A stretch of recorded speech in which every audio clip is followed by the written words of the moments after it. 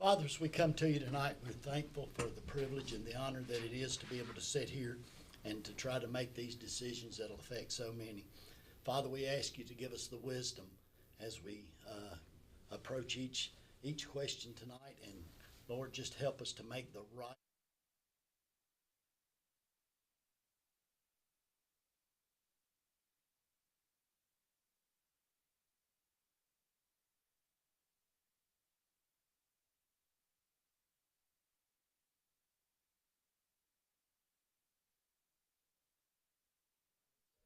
America, and to the republic for which it stands, one nation, under God, indivisible, with liberty and justice for all. Thank you, sir. Thank all of you. As a veteran, and I see some also in the back of the room, I hope you understand how much that means to us. So thank you for doing that. Okay. I would ask for a motion to approve the agenda that you have been presented to you. I make a motion. Mr. Hutchins makes a motion. Second. Second by Mr. Whitaker. All those in favor, please say aye. Aye. Any opposed, no.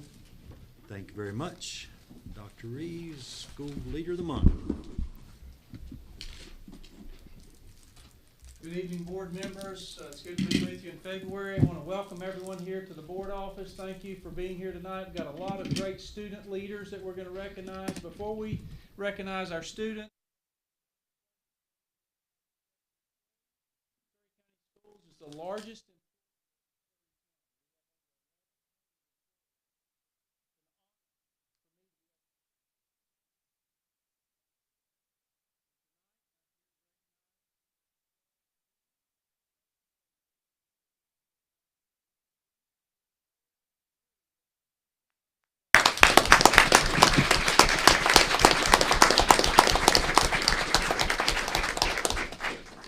So I was able to surprise Mr. Freeman in his economics and personal class. And I think what's special about this recognition is obviously Mr. Freeman goes above and beyond in the classroom and in the school, but it's even better when you're recognized by a parent. And so I want to read this nomination tonight. I wanted to take the time to recognize someone that, in my opinion, goes above and beyond keeping kids excited and always leaving class wanting more. Let me first say our world today is not what I grew up in, and my move here from Maryland was a big adjustment. Had it not been for a social studies teacher by the name of J.D. Willard, I do not know if I could have survived the adjustment. Obviously, I am over-exaggerating, but you get the point. He made the adjustment easier for me, and he made class fun. Fast forward to today, and the difference in the world today and then. Back then, many teachers would go above and beyond. Sadly, in many professions today, it seems as if we live in a time where most do just enough to get by. Just getting by in the school system would only hurt our kids. Well, that cannot be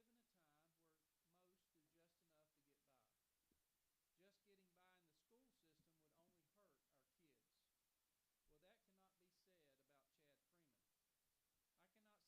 Today is a prime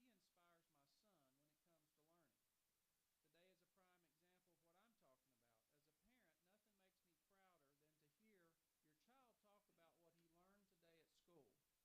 Many times throughout, he has come home talking about what he learned in Honors American History, or pre-AP, in Chad Freeman's class. He has always been inspired with the history of our country, and in our many travels back home to Maryland, we have visited many places of historical significance in the Baltimore area. Mr. Freeman has helped inspire him to look at many other areas of historical significance, from the Civil and Revolutionary Wars. He is inspired to now want to visit many of these places and revisit many of the places we have already visited. The point of this email or this nomination is just to take the time to recognize someone who does it the right way. One that makes a student close their eyes and envision themselves in the middle of history as if they were there in person. He goes above and beyond in making it fun, and my son continuously comes home speaking of just how good a teacher Chad Freeman is. I would hope there's some way to teacher back and said, this parent back and said, we'll make sure that Mr. Freeman is nominated for our Leader of the Month through your recognition and nomination. So, Mr. Freeman, you've made the life of this young man very memorable, and we appreciate what you do for all of our students. Coach Freeman also does a great job with his baseball team, and something I noticed just the other day, he was incorporating the leadership framework in creating a vision for his baseball team. And I think that just kind of goes to show how really you believe helping our students understand where they're going in life, whether it be in the classroom or on the baseball field. So thank you for all you do. And the way you do it the right way.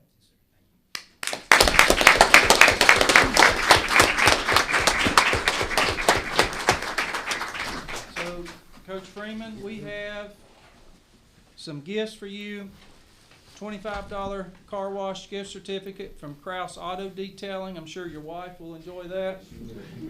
Another Visa gift card from Scenic Automotive, a gift bag from Horace Mann, a gift card from 13 Bones, and today in front of East Surry High School, Sign Gypsies put a nice sign out, said congratulations, Mr. Freeman, Leader of the Month. And we look forward to honoring you on the billboard on Highway 52. Thank goodness everywhere's the shortest month. This is yours, Coach Freeman. Thank you. And we've got another relic for you. Oh, okay. Thank you. Thank you. I've got to say that I coached Chad in Little League Baseball for 4 years with his dad. So I feel like I have a little part in East Surry success in baseball. Maybe. Oh, absolutely. Yeah, I do too. Yeah, hey, we'll get home taking care of them. Thank you, guys. Big smiles, everyone. 3, 2, 1, and then one more. 3, 2, 1. Thank you. So you let me know too for a ticket. Absolutely. Yes, sir. And I played for very summer baseball. Well, one of the best things that ever happened to me is that I didn't get a head job right out of high school. I had a chance to do it. And instead I came to East Surry because I felt comfortable, loved it there. And Barry told me, he said, come help me out, be my assistant. I've only got 1 or 2 more years. And then so 15 years later he retired, and it was the best 15-year decision I could have made because it made me a better person. So, very, very good mentor. Thank you. Thank you. Thank you. You can't kind of help me a little bit too. I learned the basics from him. Thank you. You have any family here tonight?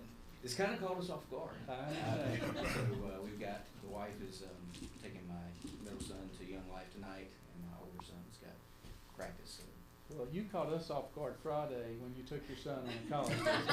We were coming to recognize you Friday. But sorry about that. that's all right. That's all right. We're honored to recognize you. Thank you for all you do. Yes, sir. Thank you. And parents, I know that you could nominate many teachers in our school system like Mr. Freeman. Please go home and let these fine people know how you feel about the job they do in our classrooms. They truly make a difference each and every day. And I know there's many stories like the one I just read because we have great people that work in our schools and in our classrooms. Well, we're talking about an adult leader, but let's talk about student leaders because parents, that's why you're here tonight. I'm going to take a moment to recognize student leaders of quarter number 3, and it's this is also very important as we think about students exemplifying that leadership framework, whether they're leading self or leading with others or changing our world. We want to make sure that students understand how to be self-aware, how to make decisions, how to reach out to other people, how to listen, how to empathize. And so tonight we're going to recognize students that have led self, led with others, changed their world in some way throughout the second quarter. And we're proud to have their principals here this evening to share their leadership accomplishments and to celebrate them with their families. So, congratulations to our 3 student leaders. I'm going to call their names and then I'm going to invite your principals to come up. So we have Mr. David Whitfield, a 3rd grader from Franklin Elementary School. Let's give Dave a big round of applause.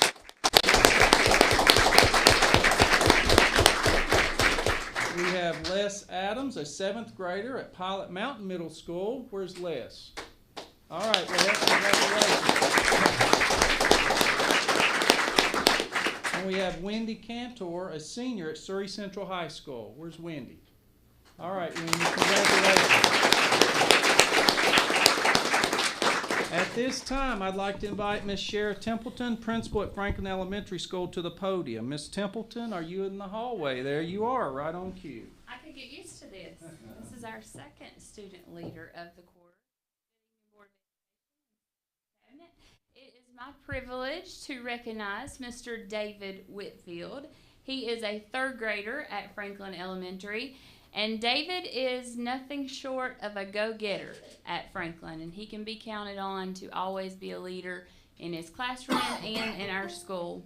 He has a passion for helping others, and it's not just about Franklin Elementary, but that passion extends into our community.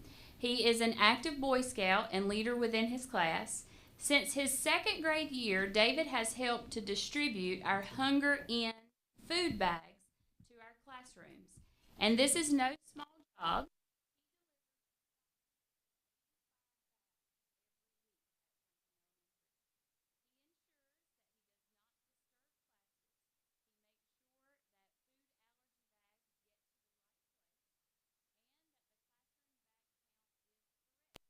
And sometimes a teacher will inform him of a change that may need to be. Immediately reports that to Mrs. Jeffries once he has completed his deliveries. This year especially, David has taken the lead. He actually approached Mrs. Jeffries at the beginning of the year and asked if he could continue personally delivering them to classes this year. With his teacher's permission, and his teacher is here tonight, by the way, and you can see his face. He doesn't know that his teacher is here tonight. His teacher is none other than the Karen Pruitt, who was our Surry County Schools Staff Leader of the Month just a few months ago, and you guys helped to recognize her. And when we asked students, Ms. Jeffries happened to ask a class what it meant to be accountable, and we had some students who immediately spoke up and said, Mrs. Karen Pruitt. And so Ms. Pruitt is David's teacher, and she gave him permission and mutually agreed upon a time for him to solely take over that responsibility at Franklin. David even gave a tour to members of Calvary Baptist Church who fund our backpack program, and he gave them a tour. He explained how the program worked, how he worked out his schedule in order to be able to do his job.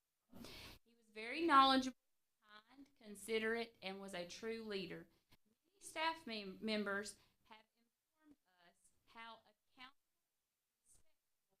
and respectful he is when he delivers each week. David has been a great asset with our food program, helping to ensure that students receive their bags weekly. And David is also a very humble student. When he was recognized at Franklin, first Miss Jeffrey shared the news with him.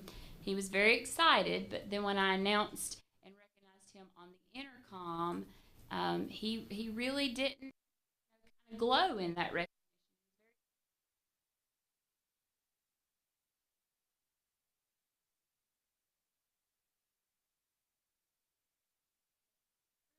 You wouldn't mind coming in. This is just another example of leadership in action. When your teacher shows up for you, that's an event you'll never forget. Ms. Pruitt, come on up here. And we're going to recognize David Whitfield to come up to the podium. David, I think we have a certificate for you and a little bag here from Dr. Reeves, the board, and the senior cabinet members. And they're going to want you to go up there and shake hands. Super proud of you.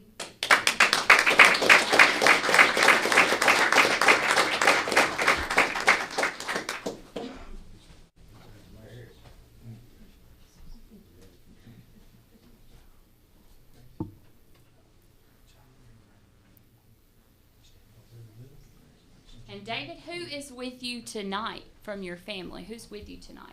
My mom and my grandpa. All right, Mom and Grandpa, thank you so much for all you do. Do you want them to come up here and take a picture with you? How about Miss Pruitt? Can Miss Pruitt get in the picture too? Yeah. This David Pruitt's a great guy. Let's get him up here. David? Now, you know you have to smile for the picture. There we go. That's it. Right here, Miss Pruitt.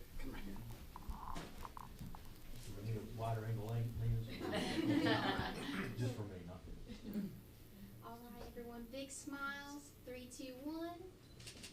And then one more, big smiles, 3, 2, 1. Way to go. David, good to see you. Yes, sir. Yes, sir. Way to go, David. We're super proud of you. Thank you, Mr. Thank you. Thank you so much. Well, that is, I know it is. I'm pretty busy right now. He avoided my wife.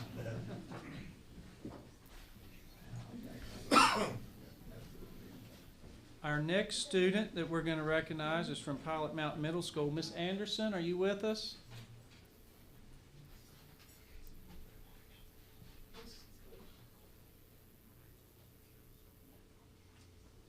Right on cue. Miss Anderson is the principal at Pilot Mountain Middle School. Thank you for being here. And I was going to have Les come on up because this was a surprise. We didn't tell him why he was going to be here tonight. Yes, let's give him a round of applause.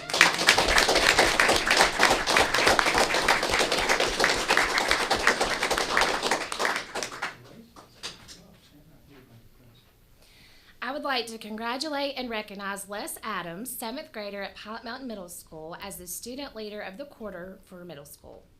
This year at Pilot Mountain, we have tried very hard to spread kindness throughout the school. When it comes to spreading kindness, Les is a leader among his peers.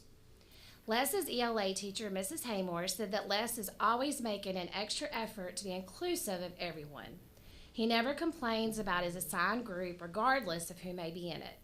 When she allows students to partner up on their own, Les always waits to see who does not have a partner so he can make sure to join them so that no one is left out. Mrs. Haymore said Les is always considerate of others and spreads kindness any way he can. One day in the cafeteria, Les continued his efforts to always include others. We have a student with a significant amount of social anxiety. She often eats lunch with teachers, but was trying to transition back to the cafeteria. She sat down with a group of students, but no one was talking to her. Les noticed this, so he walked over to invite the student to join him and his friends. The rest of the lunch period, the student sat with Les and his friends and had a wonderful time. These are the types of actions that need to happen in order to change our world. The faculty members that witnessed this were so touched by his kindness towards the other student. Les is absolutely a leader among his peers, and we are fortunate to have him at Pilot Mountain Middle School. Congratulations, Les.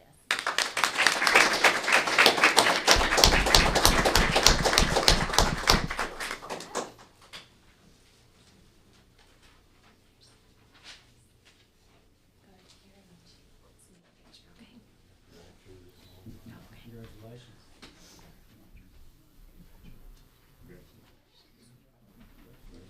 Les, who do you have here tonight? We have a Mom and my dad. What's their name?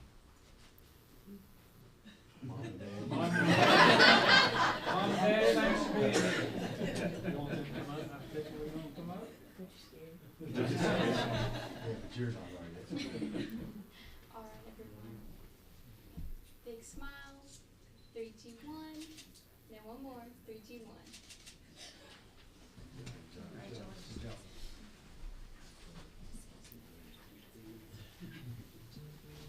He's never gonna trust you again, you know that. Maybe not. Didn't tell him.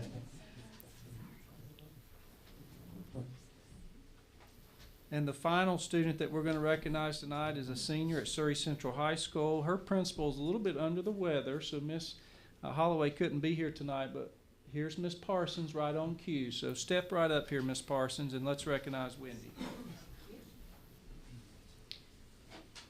Miss Holloway, Mr. Carpenter, and I, thank you, would like to congratulate Miss Wendy Cantor as our student leader of the quarter for the high schools.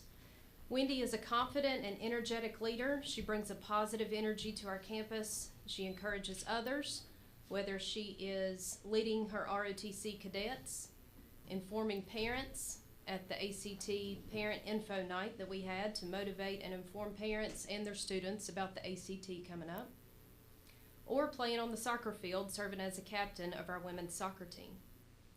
She possesses strong communication skills, and she exhibits respect and acceptance. Wendy does not judge others, rather she does her best to support them and represent our school in the best light possible.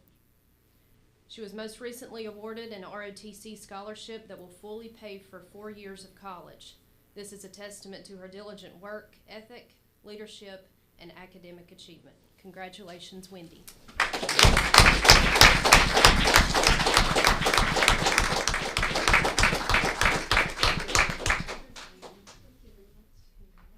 Good job, Wendy.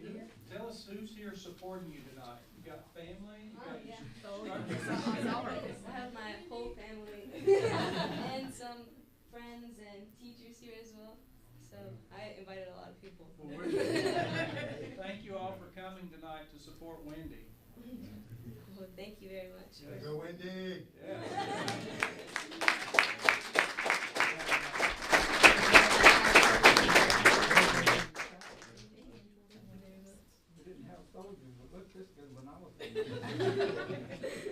Soldiers or airmen? Marine. Marine!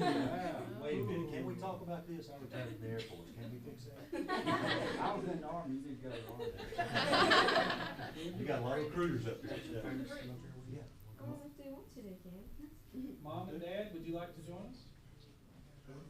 And my uncle too. Your uncle? Yeah. Bring them all. Bring them all. Call them out. Call them out. Let's hear it. need a bigger room. Your cadet commander. Make sure they come in. Yeah, can we just get a selfie with the whole crowd?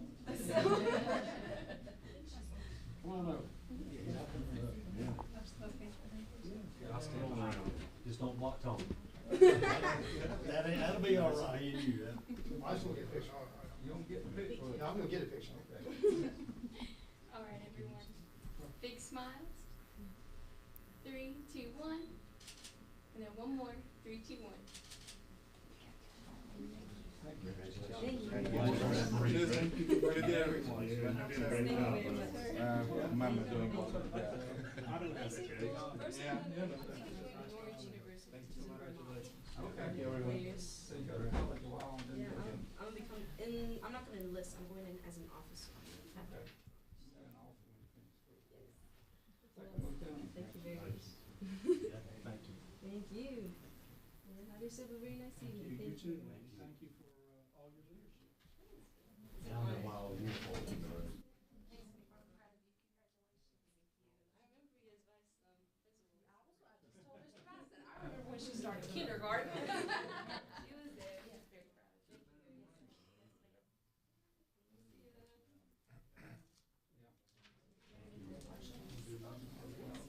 much. Board members, I have the privilege tonight to recognize some of our students for their artistic abilities in our art showcase. We participate in the North Carolina Association for Scholastic Activities Art Showcase. It is a competition that recognizes the best individual artists and art programs in North Carolina schools. An unlimited number of students in each school may participate in the school level competition. Students are given a prompt about 1 month to create their submission. Media categories including painting, drawing, collage, photography, and other creative efforts are accepted. Electronic copies of submissions are sent to the NC CASA and forwarded to judges. Submissions from the top teams and students from each category advance to the state finals and are evaluated by judges in a live exhibition. The state final art showcase was held on December 10th at Atkins High School in Winston-Salem. More than 20 schools showcased their work. Before I tell you about our individual winners, I would like to congratulate the Central Middle School team. They placed 3rd overall. Miss Wanda Bowman is their teacher. Gentry Middle School placed 4th overall. Mrs. Jennifer Vi, their art teacher. And at the high school level, Surry Central High School tied for 1st place in the state, but overall the tiebreaker did go to the other team, and their teacher is Mrs. Stephanie great job. And tonight, we come to celebrate the individual school winners. So, Miss Miller, I know, oh, there you are. You made it in here. Okay. So, from Surry Central High School, the first winner in the drawing category was Isaac Eller. Come forward, Isaac.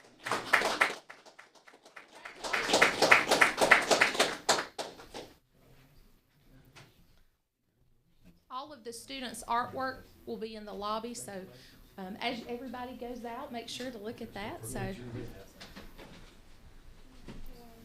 Big smiles. 3, 2, 1. And then a couple more. There we go. congratulations, Isaac. In the printmaking division, Kaylee Grizel from Surry Central High School. Kaylee, come forward, please.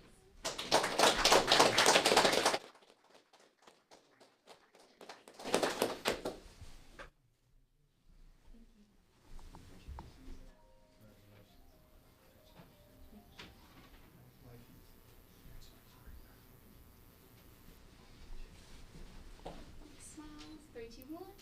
And then a couple more. You're good. Congratulations.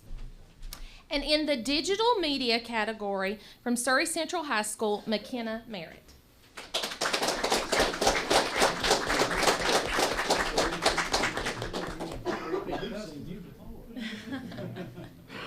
Thank you. Getting used to this. Thank you.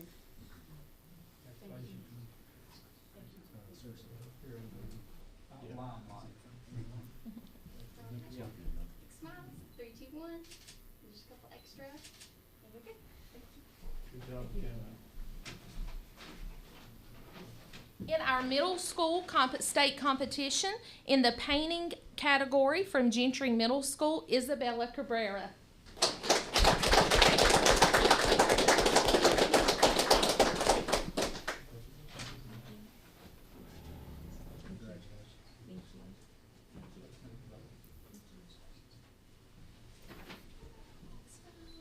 3, 2, 1. And then just a couple extra.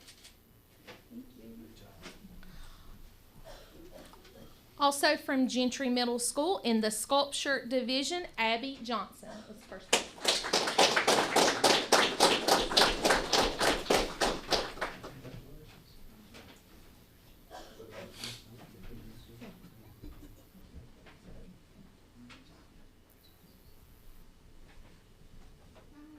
3, 2, 1. Couple extra. Okay. Thank you. And our last student in the middle school competition in the printmaking division is Miranda Easter from Central Middle School.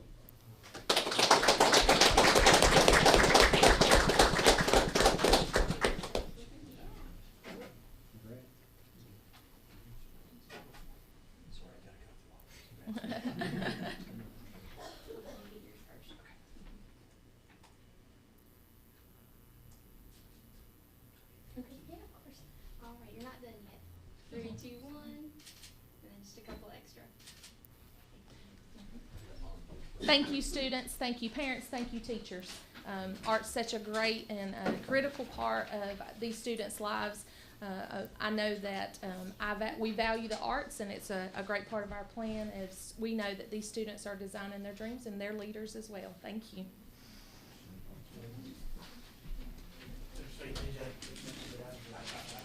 I'm saying something. That's it, yep. That's it. That's all the recognitions, yes, sorry. Thank you.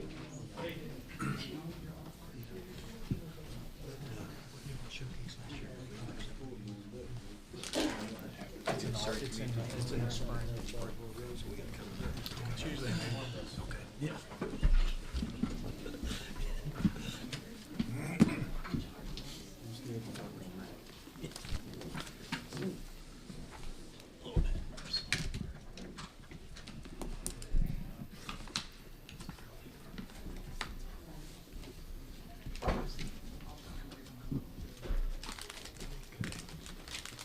Presentation on agriculture. Yep. Okay, our next presenter will actually, a group of presenters will be something that near and dear to my heart, and I know Mr. Bledsoe's. our presentation on agriculture in the Surry County Schools. And if you've not heard this, you will be surprised. So I'll turn it over to you guys. Oh, Neil. Thank you, Mr. Badgett. Good evening, board members. Great to be with you here this evening. Before we get to our agriculture presentation, February is always a special month in CTE. February is CTE month, and we use that to be able to raise awareness for what CTE does to help students become college and career ready. And we also, in the month of February, we like to celebrate our teachers, our programs, and our students as well. So those invitations that you got to our prize patrol events at each of our schools, that's just part of CTE month in February for Surry County Schools. I think it's really important before we get to agriculture here, CTE in Surry County on a daily basis is where students in our carpentry and masonry programs are learning a skill and a trade that they can go and put to use in life. In our Project Lead the Way classes, they're learning engineering, and a lot of them are starting on that path, going into their future. In our health sciences classes, they're getting hands-on experience in the medical field. We have lots and lots of interns and apprentices and pre-apprentices in that program. Our computer science students are learning new skills, a lot of those that are in high demand in our local labor market. We have digital media students who are producing content for Surry TV. They come out and they film, edit, and produce videos of things locally in our school system. We have entrepreneurs classes where young entrepreneurs are planning their own business. Some of them already have their own business, and they're competing for real dollars in contests such as Yes Surry. So for those of you who are not familiar with that, that'll be a treat a little later on this spring. We have culinary students in Surry County Schools that learn the catering business from start to finish. We have our Teach to Lead program. That program is helping us to grow the next generation of Surry County teachers that are going to be great right here in Surry County Schools. And then finally, in CTE in Surry County, students are able in all of our program areas to earn credentials and or certifications that are industry recognized that they can carry with them in addition to a diploma when they leave Surry County Schools. And a lot of those are in high demand by local business and industry. So February is a real important and an exciting month for career and technical education. I feel like we're just on the cusp of great things in Surry County Schools, a lot of great things going on. And we have a special program that we're going to highlight tonight. I have here with me tonight several. Have our, from North Surry High School, I have Michael Culler. From East Surry High School, Matt Love. Surry Central High School, Sarah Johnson. Our middle school agricultural teacher, Lauren Murphy. And then we also have with us tonight the animal science instructor from Surry Community College, Mr. James Quick. So we have a presentation for you, and then we'll be happy to answer any questions that you may have from that point on. Thank you. You get to be the first one, huh? I know. Well, first of all, I just want to say it's a pleasure to be here tonight, and I am Michael Culler from North Surry High School, and I've been there since the fall of 2013. Well, the first slide was we was talking about enrollment numbers, and one thing I wanted to highlight was you can see that there is a strong interest in the field of agriculture at North Surry High School, just from the enrollment numbers that we have in front of us. And some of the courses that we offer is Animal Science 1, a basic level course. Then we offer 2 Animal Science 2, 1 for larger animals, 1 more for the small animals, that's the companions. And then we offer a natural resources class, and then we also offer an advanced studies, which I wanted to talk a little bit about that course. It's something for students that, say you have a student that has a very strong interest in the field of agriculture, but he's already took every class that he can take at North Surry. Well, then they are offered an advanced studies, which is where they can go in, and part of it for their grade wise is they have to choose, say, a project area, and it's something that I have to approve, and it's something that hopefully the student's very interested in.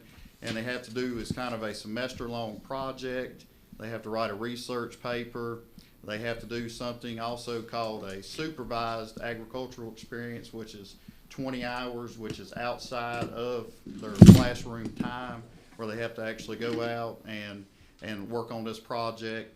And then also at the end, they also have to do a big presentation where they do a presentation in front of myself, some of their peers, and also even some of the administrators a lot of times are in there during that presentation. So it's just a little bit more advanced, and it's a really great way for students that are very highly interested in that field to continue on.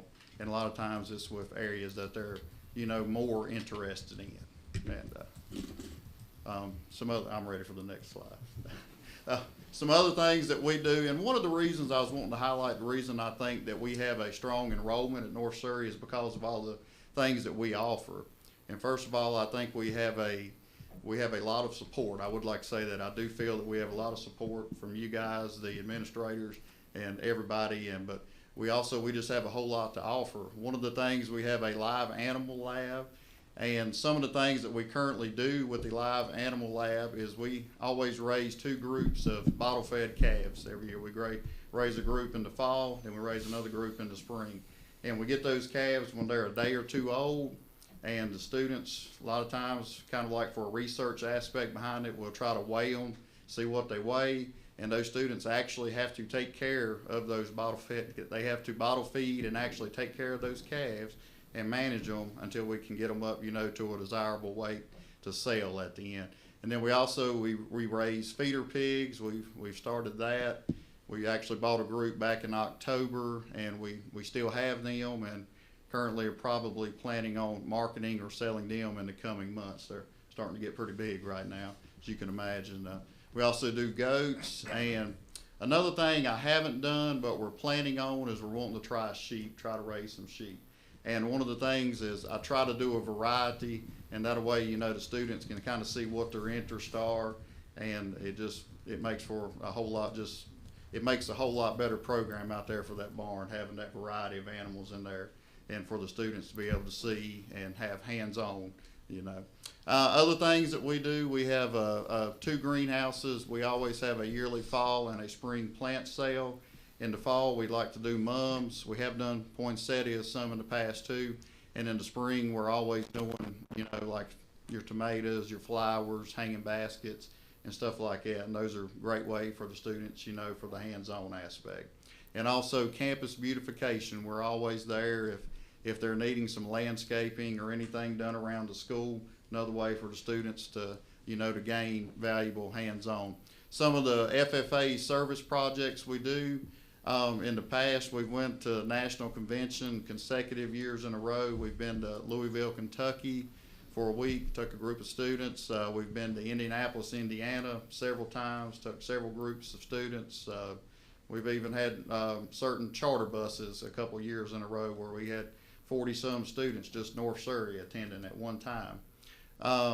We've done Ag Adventures Day for 2nd graders the last few years. We've done numerous career fairs, like we've done one at Surry Community just a week or so ago, and for rising freshmen. We do a lot of things that we do a Kids Fest at Riverside Park every year, where a lot of our students go and they'll give out tomato plants, for young kids. There's also other things on there not listed that we do. We've done state convention, regional rally, numerous different kinds of fundraiser stuff over the years. Credentials, some of the stuff we've started the last 2 years. We've offered a YQCA certification, which is a Youth Quality Care of Animals certification. And then we've all just recently got certified for BQA, which is Beef Quality Assured. And that's something new that we plan on offering our students this semester. I think just all 3 of us, myself, Mr. Love, and Ms. Johnson, just recently got certified, I think last week, wasn't it, for that. And I'm also certified to hunter safety. If the students need that, I'm certified in hunter safety. So we do offer a lot of different certifications and just a lot of different stuff that these students can partake at North Surry. Thank you. Thank you. Thank you, Thank Mr. you. Keller. All right, well, I'm Matt Love, and I'm at East Surry, and I guess I'm the veteran on this crew right here. I'll be starting my 20th year at East Surry next year, and it's been a journey, back and forth. Thank you for having us here tonight. Really appreciate it. We have sat in this room many a times, members of the school board as well as administration, and just I never thought this day would really be here where we're seeing all these live labs coming into play. But our work y'all's work has really paid off, and thank y'all to that. I'm not going to go over everything that Michael said. You can see East Surry's numbers there. Natural resources being the first year that we have offered that this school year, and I think it's really going to be a huge asset, drawing in the science part of it more than what we were facing agri-science. Natural resources to me just sounds more fun. But with that being said, you can see our advanced studies, those students can take it multiple times. It just doesn't have to be one time. They may finish their ag career as a late sophomore, and then they can work on advanced studies junior and senior year. And that's part of our job, is to monitor them summers, weekends. I'm sure all these guys also get calls and texts on weekends to take care of things that they're having issues with. So we're pretty much 24/7 too. But we can roll on. The classes are the same. Again, I'm not going to repeat what Michael said on all the certifications. We pretty much do all the same thing. We really do utilize our PLC times. Here lately, we've been talking every day, multiple times back and forth, weekends and so forth. Just to hit real quick on our Wayne Sanderson Farms partnership, that has been also a huge asset. You can see a picture of our lab. Most of you have seen it, but we are fortunate to have birds in there right now.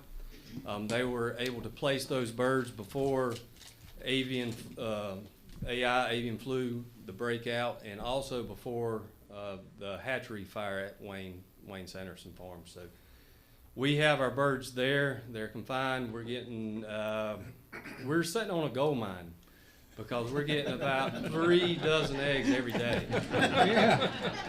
Ms. D can probably tell you there, I've got a lock on our refrigerator. I seriously do. But we do give those eggs to our foods class to use for their curriculum. I have a lot of faculty that come by and want them, and we supply those in Wayne Sanderson Farms. They have cooperated to allow us to give those out. Other than that, we do all the same stuff pretty much. Glad to have Sarah on board. She's going to be a huge asset, doing a phenomenal job at Surry Central. Just don't wear yourself out. But thank you for your time. Appreciate it. Thank you.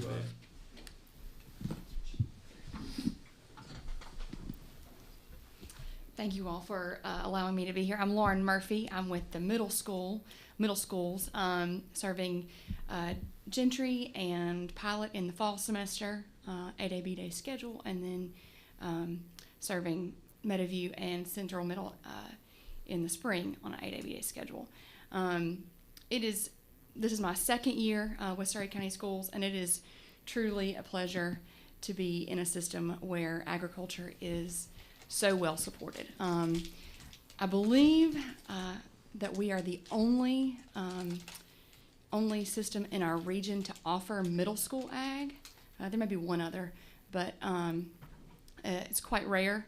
There are some programs out toward the coast doing middle school and toward the mountains doing middle school, but in our region we are the only ones, or one of the only, that's offering middle school. So I think that's real important. Our main goal in middle school, as with a lot of other areas, is to expose those students to a wide variety of options.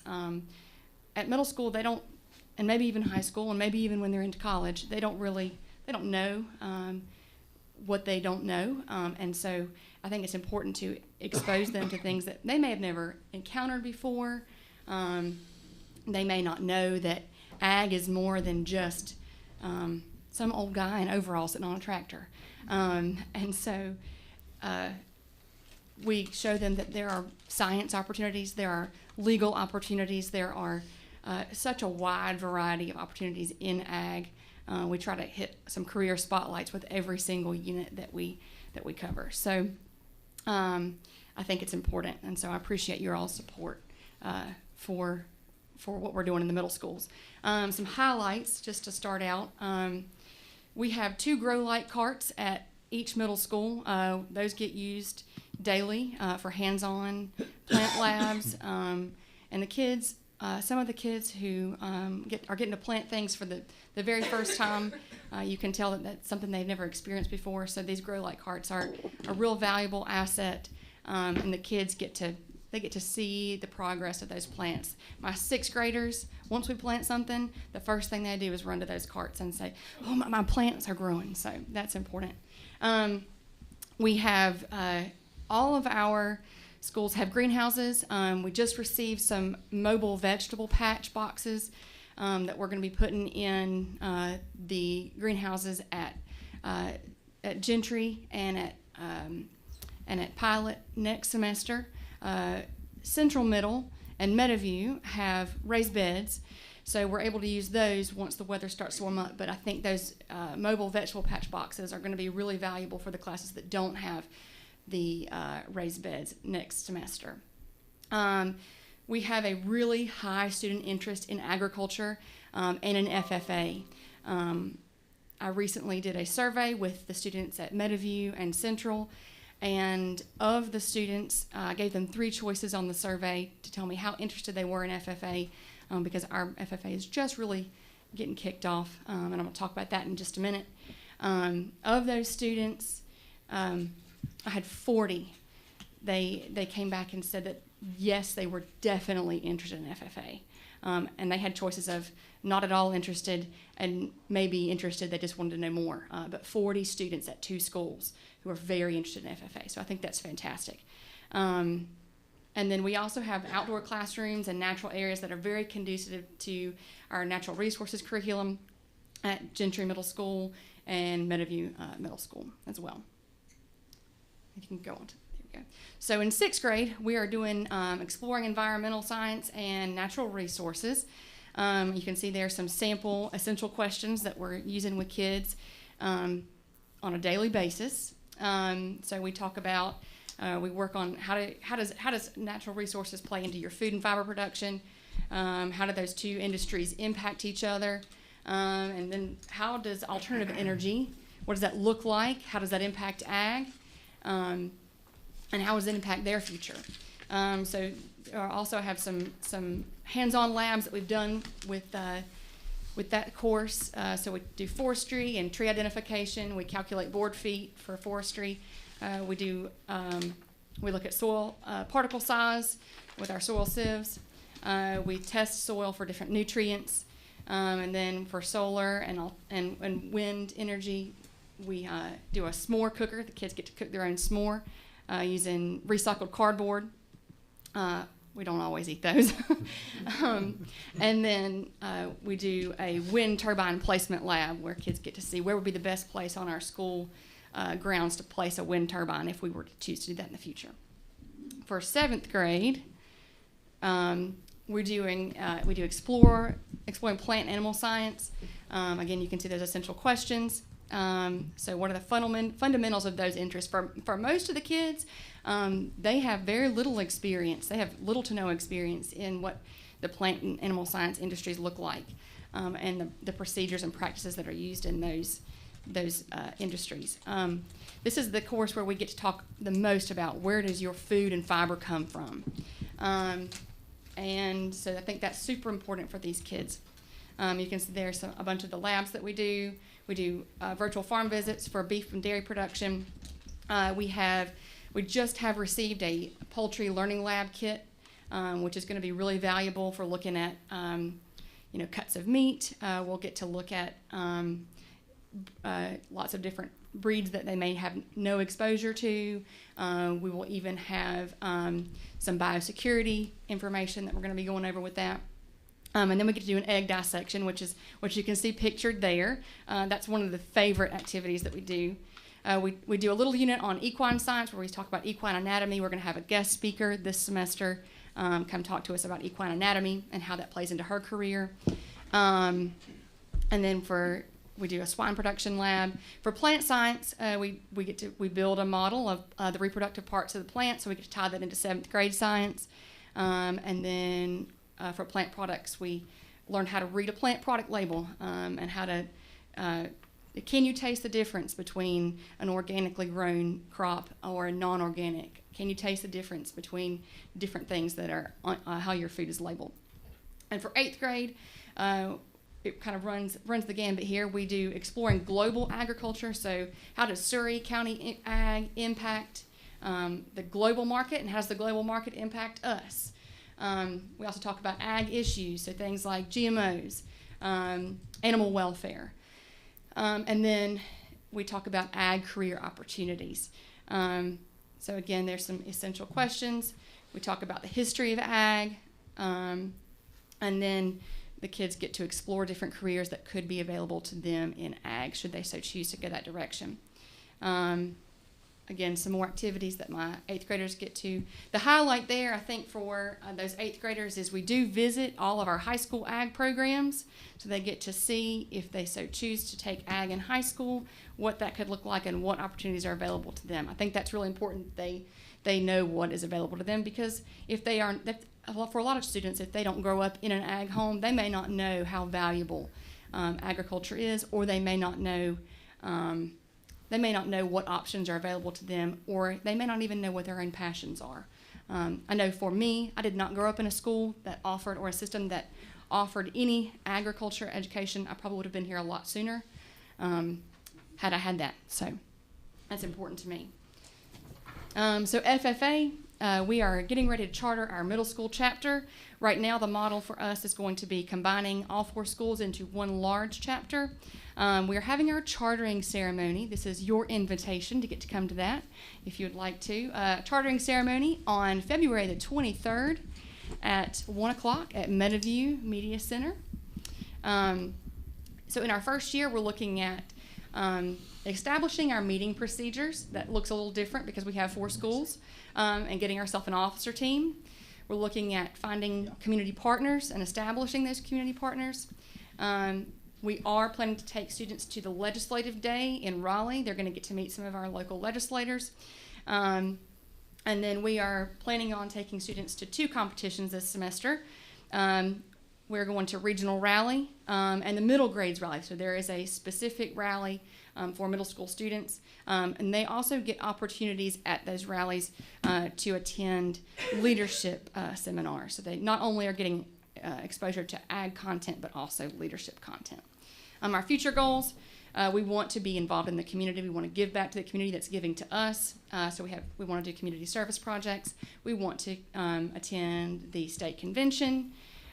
National convention is on our to-do list. And there is a specific middle school week at FFA camp, and I believe that would be a really great opportunity for our students as well. Thank you all very much. Hold on just a minute. Yes.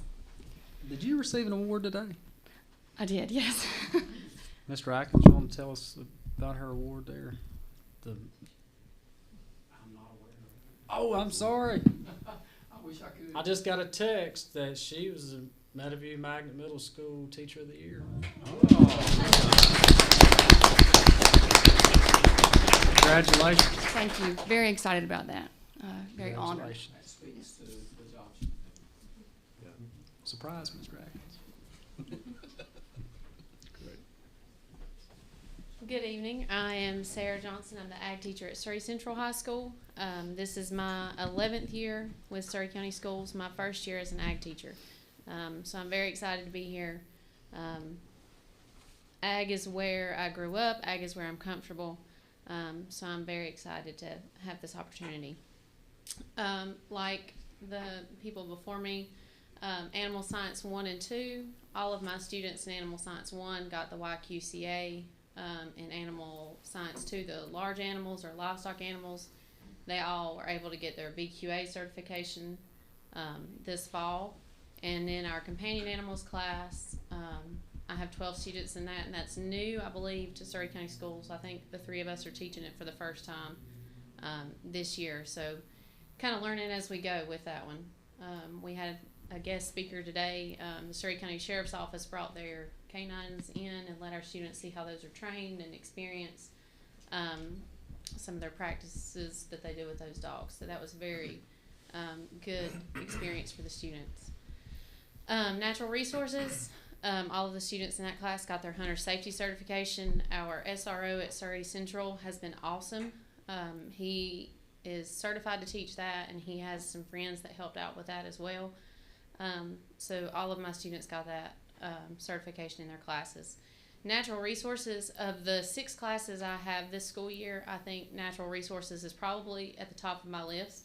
At first I was kind of on the borderline with it, but there's so many different opportunities within that. We had forestry speakers, we had wildlife speakers. There's a lot of wonderful field trips and things you can go on, and luckily for us, back behind Surry Central, we have that creek system that runs through there, so we were able to go down there and utilize that quite a bit as well.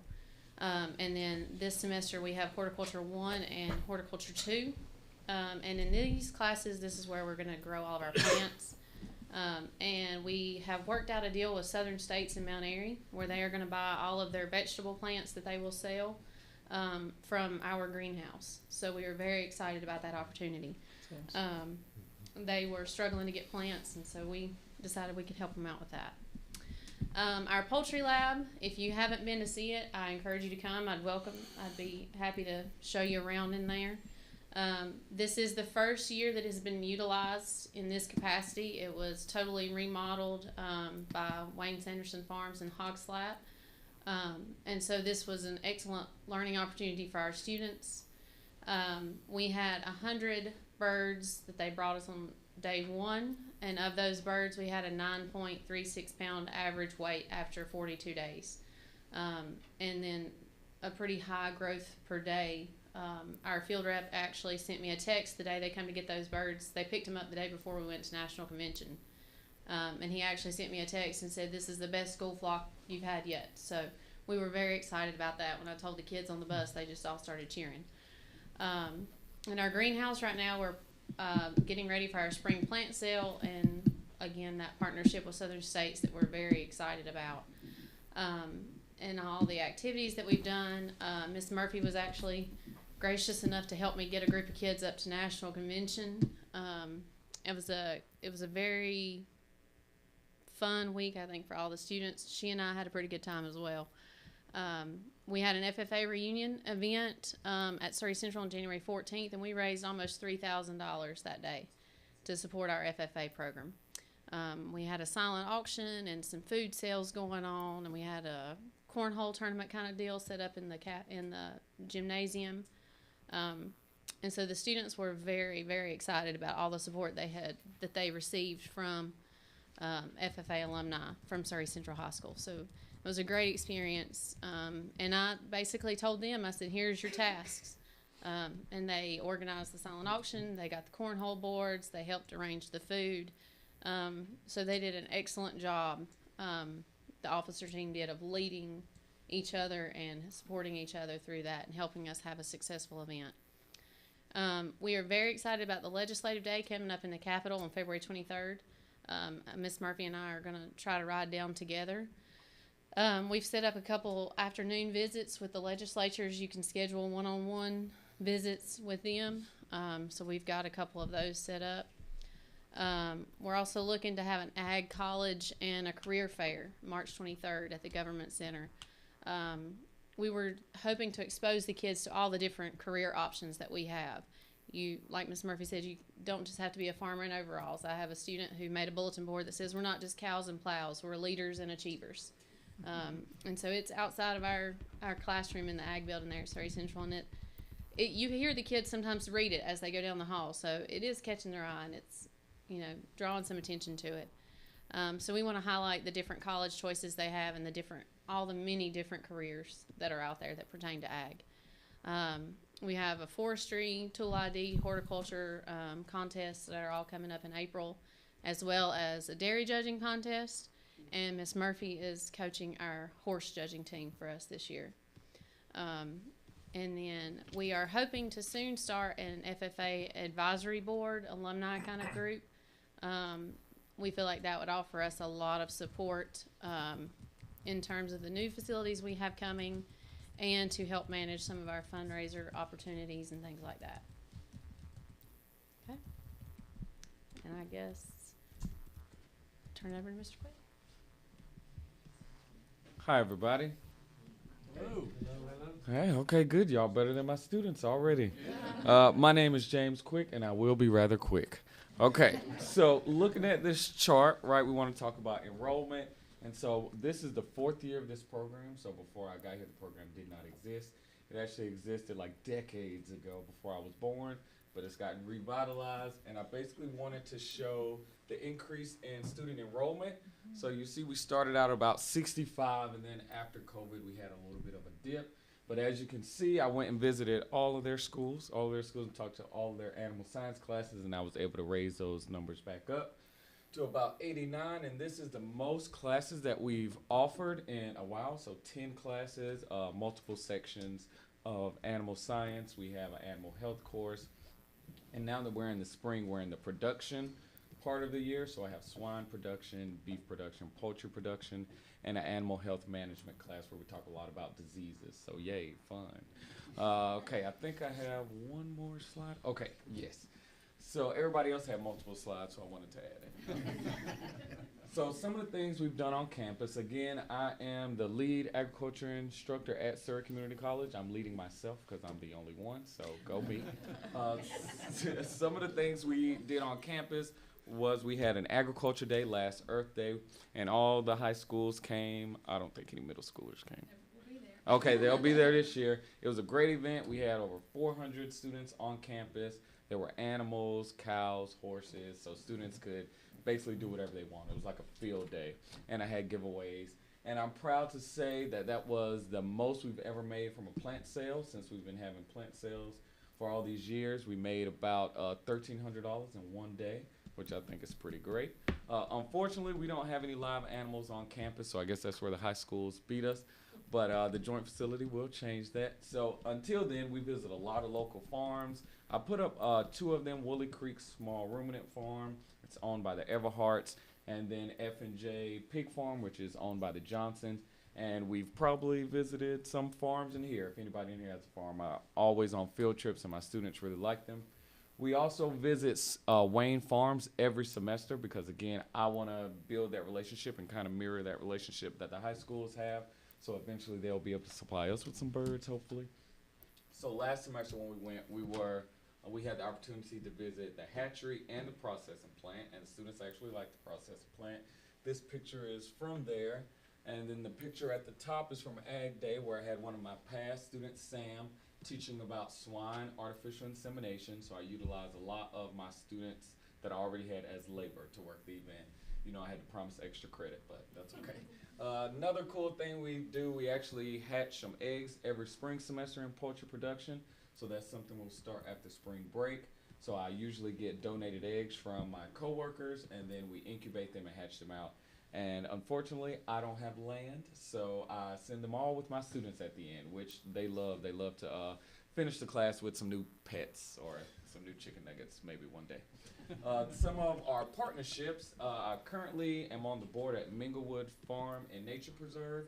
It's in Westfield, and so that opportunity has allowed me to filter in some interns. I've had 2 interns complete their entire internship process, so they learned a lot about gardening and just educating younger folk on, you know, the benefits of nature and, you know, planting and gardening. And I have one student that's currently in the application process, so fingers crossed for her, but I have faith she'll make it. Another partnership we have is with North Carolina A&T, and so the benefit of my program is that if they take all my classes, they're transferable to A&T. So if they take 6 of my classes, then that means they'll have a year off at A&T. So that's basically a year of college for free, which I think is pretty great. I wish I had the opportunity. So that relationship is still there and strong. I'm trying to push some students through. It's kind of hard. Nobody wants to leave from around here. I don't know. I guess y'all got some magic in the water. And then current activities. I'm currently prepping for Ag Day 23. It will be on April 21st. We're doing it in combination with our Science Fest. So we had to switch up the name so it'll be buzzing around ag, you know, with the bees and agriculture. I will be visiting local schools this semester. They're probably tired of me answering my emails. Let me come visit, but I have to speak to these students because they are a good portion of my enrollment. And then lastly, prepping for the spring plant sale so I can hopefully beat my last year's record. So yeah, I think that's all of me. Any questions for me specifically? No? Okay. Good. Mr. Quick, we're just thankful to college that our kids have a path. Yes. And a place to take their ag education once they leave Surry County Schools, so. we're And very y'all have thankful not for the just been pathway to college. beneficial, like y'all are key parts of the machine that have gotten me students in this program, because without y'all, I can tell you, I don't know if this program would have lasted to the second year or the third year. So these high school students giving that direct pipeline, me being able to come talk, really makes a difference, because these high school students, I think it's pretty cool that they're able to get these college credits and graduate with something under their belt. I wish I had the opportunity. I didn't in my small town, unfortunately. Okay, but thank you, thank you. This is a joint project between Surry Community and Surry Central High School. This is, you can kind of see it in the background. This is here right behind our football field at Surry Central. And they actually started the building on, I think it was last Tuesday, the 31st. And then I rode down Saturday and they were working on the lean-to roof, and then Sunday morning they were all packed up and gone. So they're finished with that. I tried to get in, it was locked. Our custodian said that he was able to get in one of the roll-up doors, and I said, oh, I didn't think about that. Should have tried that. I have an honors horticulture student who has sent off some soil tests. We collected those soil samples in my horticulture 2 class, and then my honors student, that's kind of his project for this semester, is to figure out what our soil needs, what kind of fertilizer we need to make this work best for the animals that we plan to have down there in the pasture. And this is the completed barn there. So Mr. Quick and I met via a Zoom a couple weeks ago and came up with some initial goals for our facility that we will share. We hope to have a donkey, some sheep, some goats, and a couple calves. And we have our initial goals and our future goals. We hope to have successful reproduction cycles with our animals in the barn. Focus on getting our students familiar with these animals and getting hands-on experience. In Ag Ed, especially in the high school level, we have a 3-circle model. FFA, SAE, and the classroom instruction hands-on part. So we really want to get animals in the hands of these kids to teach them how to work with them, how to grow them, and how to eventually be able to grow the food that we all are going to need in the future. Our focus for the first couple years is just making sure our animals grow and that they are healthy. Not going to have any super extensive plans other than just familiarizing our students with this program and making sure that we are doing the best by our animals as possible and by our students. So we're going to develop a barn use kind of feeding schedule to work things out, especially for weekends and holidays and that sort of thing. Hopefully be able to utilize some of those advanced studies projects like East Surry and North Surry have, as well as Mr. Quick's college students to help facilitate that. And developing relationships with our local farmers. In Surry County, we are very blessed to have an agriculture group or community that will make sure that our FFA programs and our ag programs will never need for anything. But we just have to build those relationships with them and show them that we are trying to help lead our students toward the future producers for our nation. And then the Golden Heifer Project and Sale is just, it's kind of a goal as like a self-sustaining project for Surry Central, having a few bottle calves that we take and we raise all the way through breeding age and work with aligning those estrus cycles, and then you can market those to local farmers as animals that are ready to be turned in with a bull, and they're all in sync, so you know all of them are going to calve at the same time, which will hit a lot of our curriculum pinpoints throughout the process. And then future goals, if you want to do that one. Yeah. Okay, so as you can see, some of our future goals are to market products from these animals, so things such as goat cheese, maybe being able to utilize the wool from the sheep, turning into products. Maybe we can sell it. I don't know. We can come up with a brand name at some point. Complete long-term research projects. I know as I was in school, research projects was one of the things that basically beat into me how important research is in regards to animal welfare and production, because if you don't understand everything about the animal, how can you make it better? So I can stand up in class and give all these research articles and talk all on my slides, but having that real life experience will be all the difference. And then farm tours and learning experience for students. I really like this one because I feel like most of the time students just think, okay, this is a class, I can learn, but it's not necessarily applicable to my future, may not have a future in this. And so I specifically wore this, which is Smiling Farms. This is one of my past students. He's one of my older students, so he didn't come from high school. But because he already had that initiative in him, and he took my classes, and he was able to get the certificate, because he was able to get the certificate, he was able to apply and receive special grants that were only basically they would only give them to students that got an ag certificate. And obviously he was older, he had already completed school, so he had to come to my classes so he could get these grants. And now he has a 30-acre farm in Hamptonville, which is pretty great. I'm not going to say that's all because of me, but I have something to do with it. So I think seeing this every day and working with these animals, getting them from calf to cow, chick to chicken, piglet to pig. I know she doesn't want the pigs. That will just make all the difference. It'll give them an idea of what life could look like in the future. I think this would be a really great opportunity too for our elementary students to come in and see those, and for the middle school program to be able to bring their students in and see the different options that they have as well once they get to high school. Any questions for us? Questions? Trends in enrollment numbers, or I've seen what the I guess it was the college was, but high school, is it? This is my first year at Surry Central. I've been very pleased with the numbers we've had. Michael and Matt may be able to speak a little more toward the trends for that. I will say for animal science, the numbers have stayed pretty much high throughout my 20 years. Horticulture kind of is that roller coaster. I do see that the horticulture numbers in 1 are still really good. However, I have seen the horticulture 2 numbers drop off slightly. And I think that's just to say for, you know, they're able to go to the colleges and get those credits, so we're kind of losing them as a junior and senior taking those college credits. So it's harder to get them in that Hort 2 class, just scheduling wise. I'm curious what you've noticed from the middle school ag program transitioning up, because this is so Lauren, you've been with us 2. Yeah, this is my second year. So Ms. Mertson was here 3, so the first year, so we've had the middle school ag program 3 years. Have you seen a trend in enrollment to bump since installing that program? Go ahead.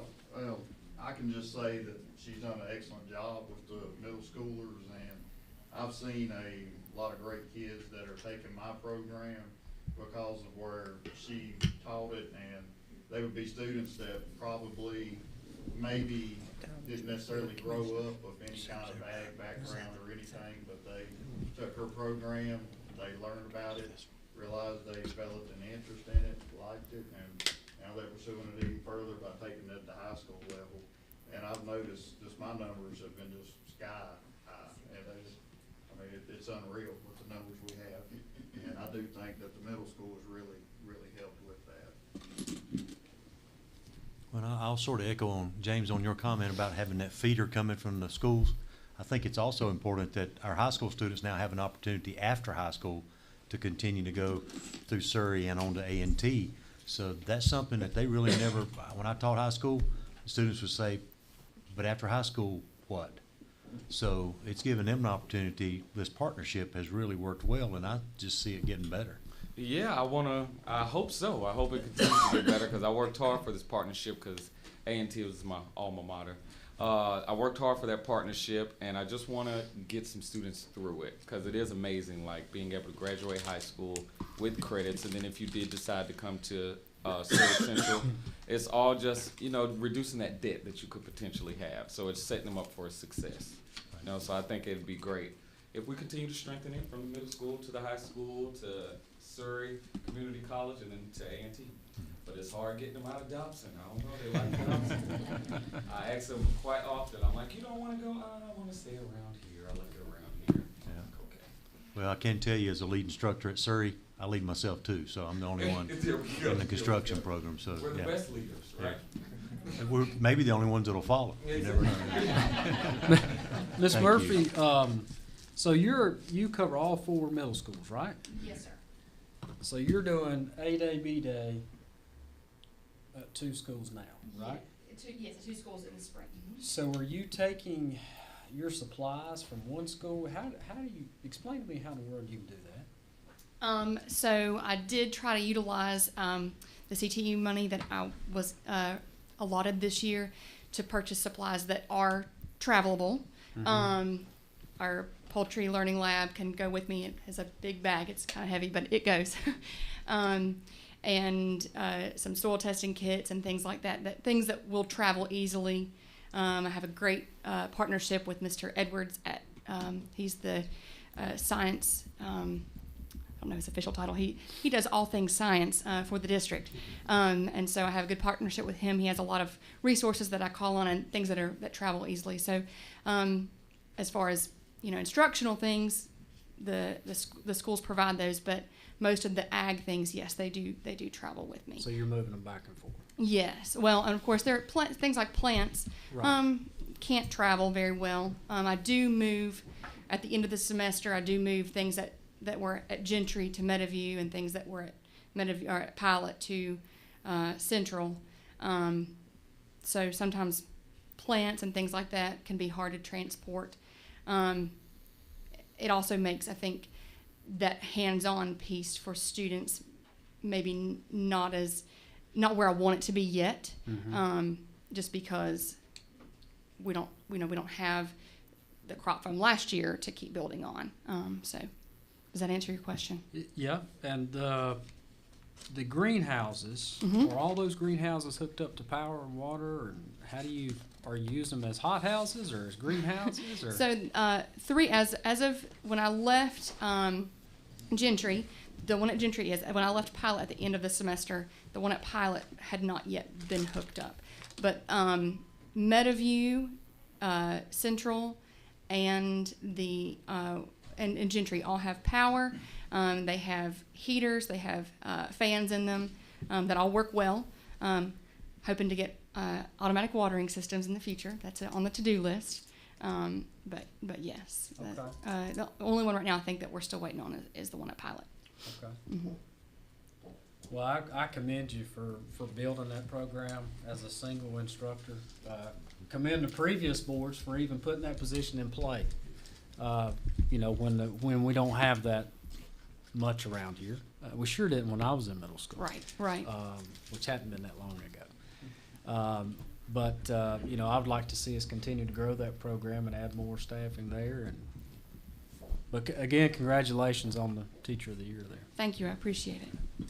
And that is another great example of our system going out and finding grants to fund that position so that we make it work. And we just have to keep looking for them, right? I want to thank our ag teachers. It's a great way to kick off CTE month where we can celebrate agriculture education. It's the largest industry in Surry County. Mr. Quick, thank you for being here tonight from Surry Community College. When we approached Dr. Shockley 4 years ago, one of the deals was we had to keep feeding the program with students, and we've certainly held to that and continued to grow the program, and it's through this collaboration, communication, and this partnership with all these folks sitting on the front row working hard together. Mr. Atkins, thank you for your leadership. Look forward to opening the Live Lab at Surry Community College, Surry Central High School very soon. It's a beautiful facility. look forward to completing that and getting animals there, hopefully, well, as soon as possible. So, there's a little bit more to do. Getting the structure up's nice, but we still have more work to do. Robert Drawn, thank you for all your hard work in making all that happen seamlessly. And I also want to thank Kyle Hall, Representative Kyle Hall from the North Carolina General Assembly, for finding $125,000 in the budget to support this live lab for both institutions. So we really appreciate Representative Hall. Thank you very much, and again, as a CTE teacher, how much what y'all do means to me. So thank you for everything you do, and giving those individuals, our students, a place for a career that they might not know they had. So thank you for enlightening them. Appreciate it. All right. Unfortunately, we have to recess for a few minutes because we've got to go see the commissioners. We are on their agenda for tonight in about 3 minutes. Good thing is we only have to walk across the street. So hopefully it won't take long, so please stay with us if you're here for the next sessions. I need a motion to recess so we can take care of this, please. Mr. Hutchins? Second. Second by 2 or 3. All right, all those in favor, please say aye. Aye. Any opposed, no. Please stay with us. We hope this will be quick. It's a safety issue, but we need to go.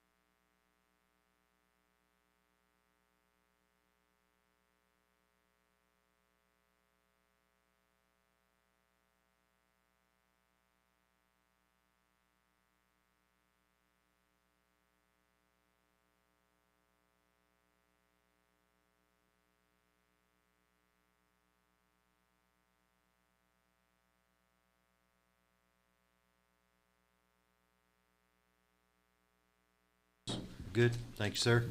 All right, welcome back, welcome. It was a nice little exercise, got my steps up a little bit. We came back with what we were asking for, and again, I want to publicly thank the Surry County Commissioners for stepping up to help security in our schools, because we need it, and we could not do it without them. Our next presentation on the agenda tonight is the role of the social worker. I think each of us have probably gotten some questions about what do all the acronyms, all the abbreviations, all the stuff coming out of Raleigh and DC, what do they mean? I'm obviously with my daughters as teachers, I understand most of it, not all of it, but most of it. And we just felt it was a good time for you to let our citizens know, our parents know what our social workers do every day, that that mental health blanket that we're wrapping around our kids to help them in any way we can. So I think it's a great time for you to come up and talk to us. Appreciate you coming, Ms. Southern. Absolutely. And I do want to thank Jennifer Stone. She was with me earlier. She had to leave, step out, but she helped me put this presentation together. She is one of our social workers. She works in the East District. So I want to thank her for helping me put this together. So welcome back. It's great to see you all this evening. I come tonight to kind of highlight a special group of our specialized support staff. We have a great specialized support staff in Surry County with all of our counselors, psychologists, behavior support, and then our social workers. We are celebrating our counselors this week as well, so it is National Counselor Week, so I'll kind of plug that in. But we are going to highlight our social workers tonight and look at their role and what they do for all of our families and our students in Surry County schools. So we'll go to the next slide. So what is a school social worker? Well, they're a valuable support staff member because they assist administrators and counselors with eliminating barriers that could impede student learning and success. They work with families to get resources and supports that are needed. And so the biggest thing is that I think of, and Ms. Stone said as well, is we take care of their basic needs so that we can teach them their academics, so that kids don't have to worry about where am I going to get my next meal, where might I get my clothes, those type things. Our social workers and our counselors are there to help them with those resources and to help family members. So on the next slide, some additional resources that kind of tell you about the role is our North Carolina standards along with our national standards.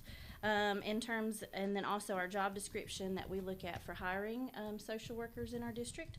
The state and national standards have ratios that say that we should have one student to, or one social worker to 250 students. Ours is 1 to 1,850. So we just have 4 social workers in our district, but they work really hard to provide those special services that we need.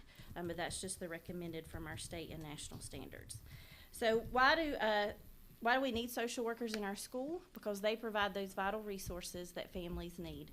For example, if there's a house fire, our social workers are there to provide resources from churches or from local agencies in terms of getting clothes, getting them back on their feet, and helping them through it. If they're hungry, they organize our backpack programs, and they work with community resources and agencies to help with that vital program that we have in our school system. They are the bridge from home and school. If a student needs shoes or if they need glasses, our social workers are there to help them provide those necessary resources as well. They also utilize preventative measures. They do lots of home visits to check on kids, especially if attendance is getting higher.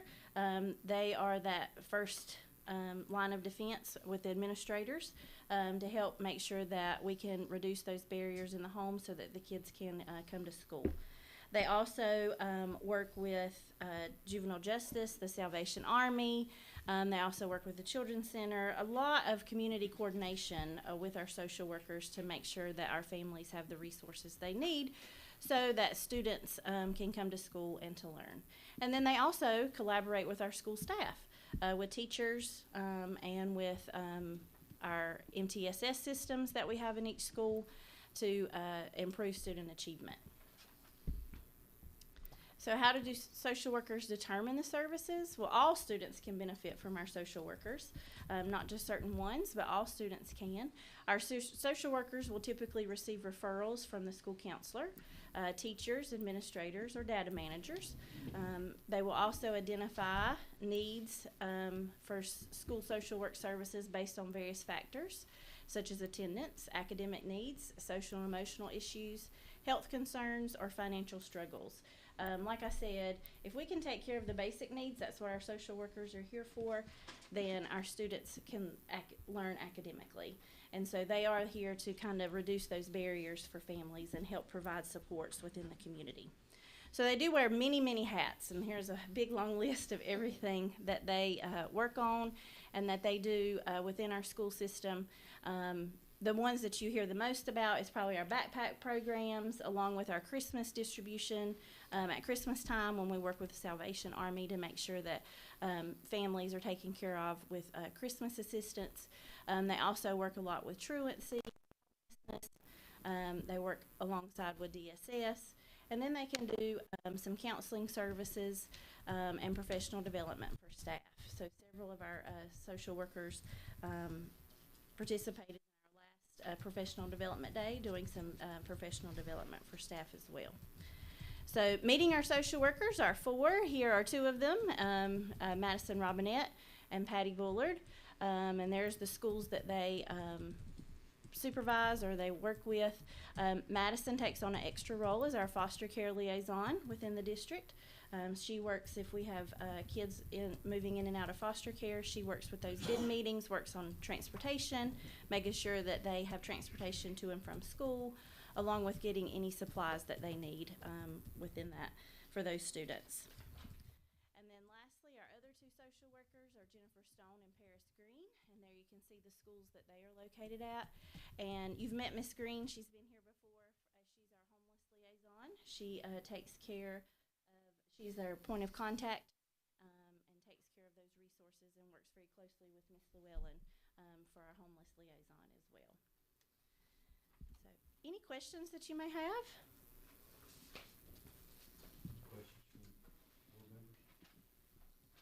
I think the critical thing that comes across to me is that social workers are there to support families. Correct. To make sure that we're doing whatever we can.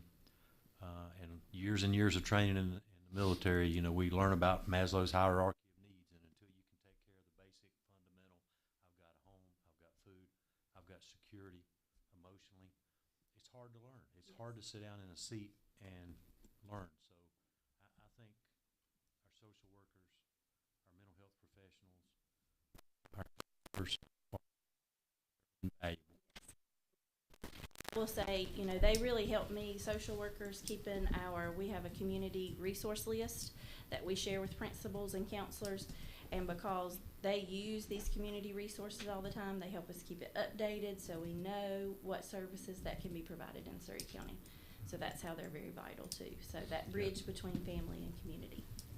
So. Any other questions, comments? I think for me, now this is probably a larger conversation at another meeting, talking about the HOPE grant and getting into the specifics of that.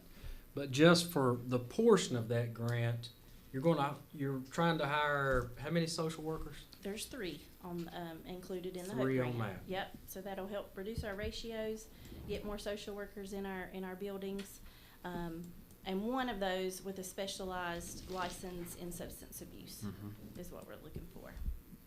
Okay. Have you had any luck?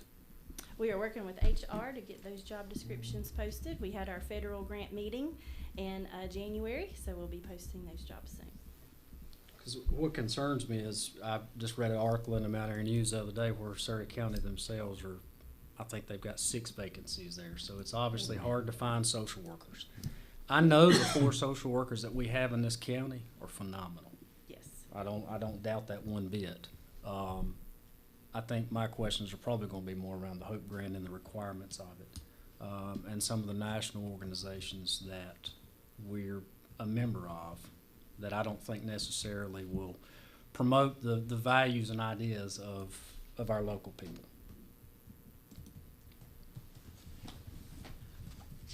I'll be the first to agree that people get scared when they hear that word. I do too. Raising kids, you hear social worker, you think somebody's coming in to snatch your kid. That's what they think. And then with all the social issues that we've got going on all over the country and trying to sneak things into the system. So far, every question that I've asked has been answered, and I appreciate that. Y'all never know how much I appreciate that, because I have to carry that information back to people who want to know, are you teaching my kindergartner how to do this? So I'm gonna have questions from time to time. I'm the same way as TJ is. I've got some questions about the Hope grant that I'd like to talk about. I don't know whether a different forum on that thing, or how we would go about doing that, or do we just sit up here and stay all night one night, or? Well, I think we can have a presentation on the Hope grant, because that's, obviously there's a lot of pieces to that. There is. A lot of money there, but there's also requirements that come with it, but there's also a lot of benefits that come with it. So it would be a great for you, and moving from CARES to Hope, and how that transition, I know there's some overlap, we talked about it last month. Right, yes. So I think that's, So we'll be glad to that's put a presentation together. definitely something we can do. Yeah, that 120 page, I know. real big on opening my eyes, but it was a whole lot to take in real quick, you know A what lot I'm of saying? information. But Yep. I think there's a whole lot of misinformation out there too, and I think we're gonna have to work as a county to get to those parents and say, this is not happening. I heard, well, I'll get to that later, it doesn't even matter. But anyway, I thank you for what you do, and Lord knows these kids have got a lot to face. So I appreciate what you do, but there probably are a few things that I'd just like to know. I need more knowledge. Well, we're very grateful for the social workers that we have in our district that work so hard for our families. So, yeah, we appreciate them each and every day. Thank you for what you do. You're welcome. Thank you Yep. for everything you do. Mm-hmm. Okay, I gotta get back to my screen. All right, third grade read to achieve proficiency. No, I'm sorry, beginner's night. Almost jumped on beginner's night. Sorry, I didn't mean to. That's what I They're thought. both me anyway. Okay, just hang out. Good evening, everyone. It's a very exciting time of year for our elementary schools, because kindergarten registration has opened for the 2023-2024 school year. We have multiple options for parents to register students for kindergarten for next school year. They may call the school, they can complete an online registration form, and those are located on school websites and have been posted multiple times on our social media. They can call the school, visit the school, and we've also sent home hard copies of information with our current students, because we know many of those students have siblings.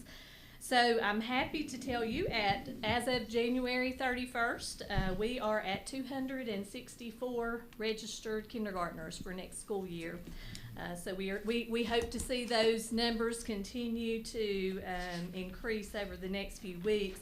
Our principals are in process of sending out invitations to all of them. They'll all get a personal invitation mailed to their home for Beginner's Night. Beginner's Night is on March the 21st, and that will be at all of our local elementary schools beginning at 6:30. It's a great time for students just to come in and learn about the school, to have an opportunity to visit classrooms. And in addition to that, parents, while they are there, can register for a kindergarten screening day. So each of our students will come back later in March or in April to participate in kindergarten screening, and have also some time to fill out student enrollment forms as well.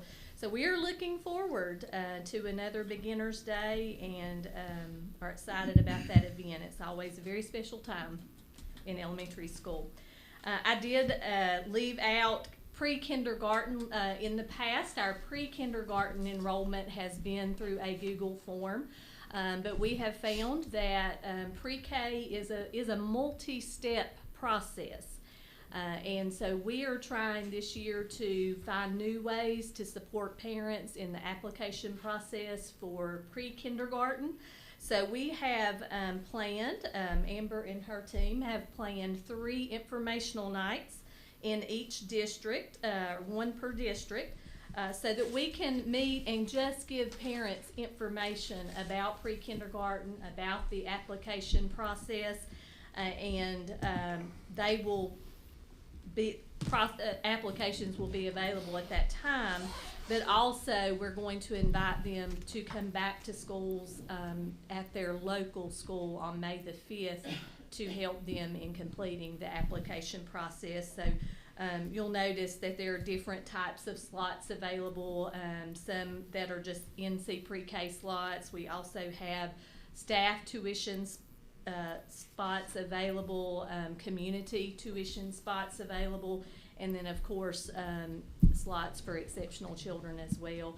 So we are very much looking forward to beginning the process of adding those new, some of those 3 and 4 year old students to our pre-Ks and our kindergarten students as well.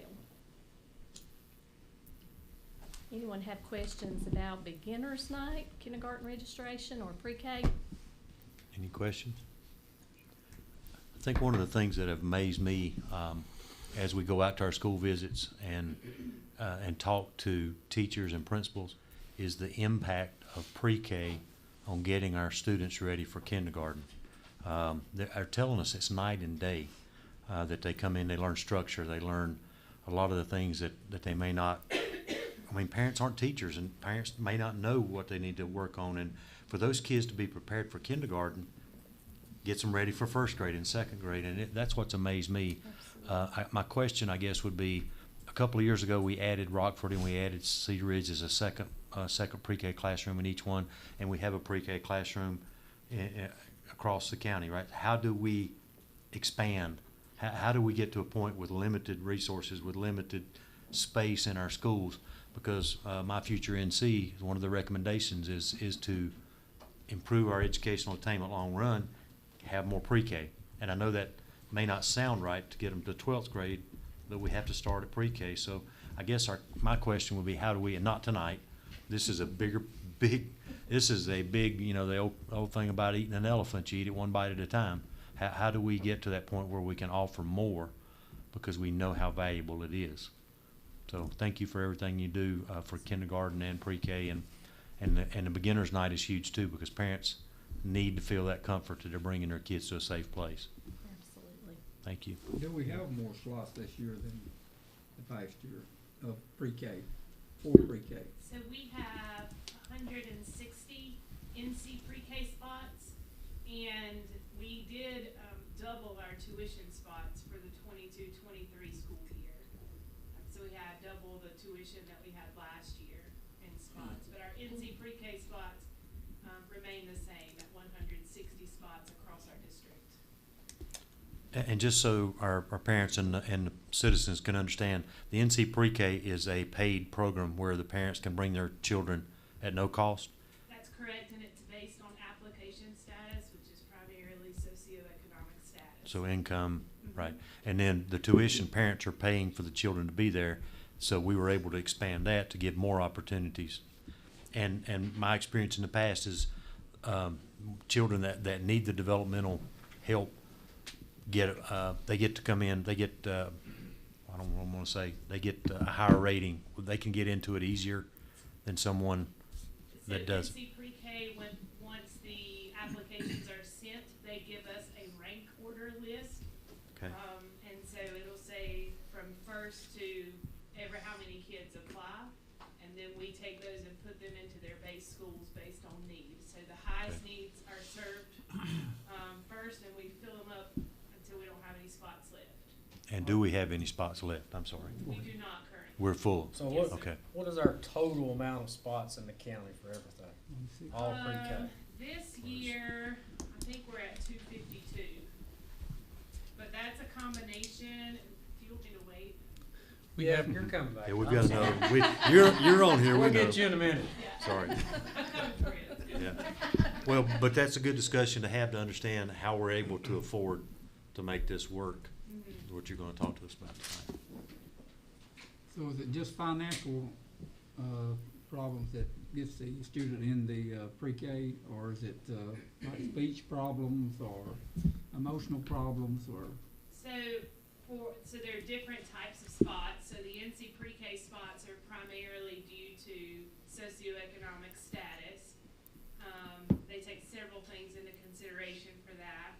If you're a student with a special education plan or an exceptional child, that's for students who have developmental disabilities, autism, orthopedic impairments, those types of things. That we have spots because we're required by law to serve students from age 3 till their school age in the pre-K program. So that's for that. We have subsidy that goes through Department of Social Services, and then of course our tuition spots. We do have kids in our pre-K program who are speech eligible or who do have an IEP for speech services, and they're kind of spread out amongst all types of spots. We have kids who are tuition with speech therapy, kids who are NC pre-K, subsidy with speech therapy. Speech therapy is not one of the things that automatically gets one of the EC pre-K spots because our developmental delays take priority to make sure that we're getting those kids in there for multiple areas of need. Okay, any other questions? I think we'll have a chance in a minute to ask some more. Thank you very much. Give her a rest. Yes, we are. It's an amazing program. So you get to stay, right? I get to stay, yes. So now we are going to take a look at our mid-year third grade reading proficiency. We are going to just really quickly highlight Senate Bill 387, which is Read to Achieve Law. Because the goal of that Read to Achieve Law is to have students reading proficiently by the end of third grade. And so our state identifies particular pathways or good cause exemptions for our third grade students to meet. Also under that law, the required letters training that teachers are currently participating in. Within that law, there's a requirement for districts to have a literacy intervention plan, which is basically saying we have a plan in place to intervene for our students in the skill deficits that they have. One new addition to that law this year is the addition of individual reading plans. So all of our K-3 students who are not on level or not proficient at this time at mid-year are required to have an individual reading plan. So we are in process in our schools of working on those individual reading plans, and really it's just a plan to target the skills to help those students be successful in reading. We do report our number of students who are proficient in third grade reading or who have met a pathway to the state by September 15th of each year. So I have a report prepared for you tonight that just tells you a little bit more about our historical data and proficiency. And one thing I'm going to talk to you about is just the pathways that we have available. You know, if you'll notice, Pathway 1 has been a consistent pathway since the conception of the law, which is the beginning of grade test. So we have the option of passing the beginning of grade test, and I'll share some data with you that tells how many of our students have met that pathway this year. Pathway 2 has always been a state assessment tool, and if you cross over, you'll notice that that's changed at times. We've had M-Class TRC, which is text reading and comprehension. For 1 year, there was a program which was called iStation. It was an internet-based program. Then we went back to TRC, text reading and comprehension, but for the past 2 years, we have had provided by the state DIBELS 8. DIBELS 8 is a measure of several different foundational reading skills, and those would be skills like recognition of letters, letter naming, being able to manipulate and hear sounds in words, being able to link that letter to the sound and begin to blend and segment to read words.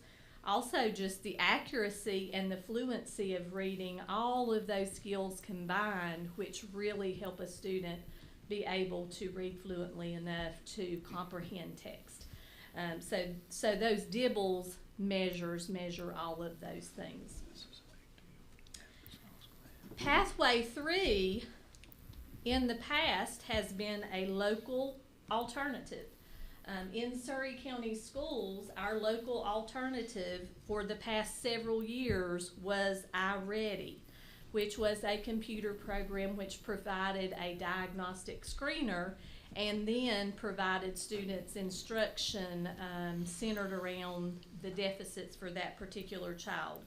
One thing that I just want to point out is that this year, the state has not offered us the option to have a local alternative. So at this point in the year, our students have had 2 pathways of which they could meet. The first one being the beginning of grade test, and the second one being DIBELS, which was assessed at beginning of year and then again at the middle of the year. So if you'll notice, the last column or the last row tells you proficiency across several years, and our proficiency is a little bit lower this year because many of our students, actually 37% last year, met a pathway through iReady.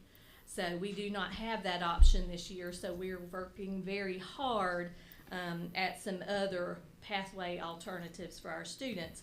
I also will let you know that the EOG is a pathway, so we still have that to look forward to toward the end of the year. And any student not passing the EOG who has not met a pathway will also have an opportunity to take a Read to Achieve test. So if you look at the second page, I just want to share some data for you for this school year. We have not approximately, but exactly 12.8 of our students who met a pathway through the BOG this year. We have, at this point in time, 19% of our students who have met a pathway through M-Class DIBELS 8. And just to give you a comparison, last year at this time, 8% of our students had met a pathway through the DIBELS 8. So we have increased our proficiency in DIBELS, and I think our teachers are working very hard to use the data that they are getting from the DIBELS assessments and the progress monitoring to really target skills, target the deficits of students, and through those individual reading plans, we are using that data to work very hard to help our students see a pathway through that option. We do have 4% of our students who would fall under a good cause exemption, and I've listed those good cause exemptions for you just so that you would know what those are. That would be our students who are exceptional children who have an individual education plan that indicates that they have a 2-year delay in reading, or an individual education plan student who has also had 2 years of reading intervention.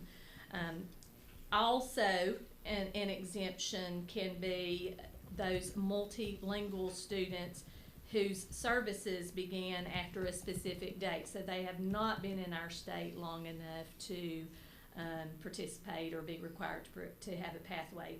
So at this point in time, we do have 35.8 of our students who have met a pathway. And again, they'll have other options. They'll have assessments at the end of the year in DIBELS again, and they will also have the EOG and Read to Achieve test. We will invite any student who has not met a pathway to our summer reading camp, along with first and second graders who are not proficient in reading, and we will work very hard during that summer reading camp to give them another option to meet a pathway.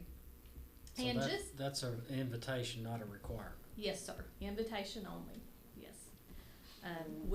Students who do not meet a pathway and who do not attend summer reading camp will enter a 4th grade transition. They'll hold a retained label, but would still enter a 4th grade classroom, but would have intensive reading intervention during that 4th grade year to help them meet a pathway during the 4th grade year.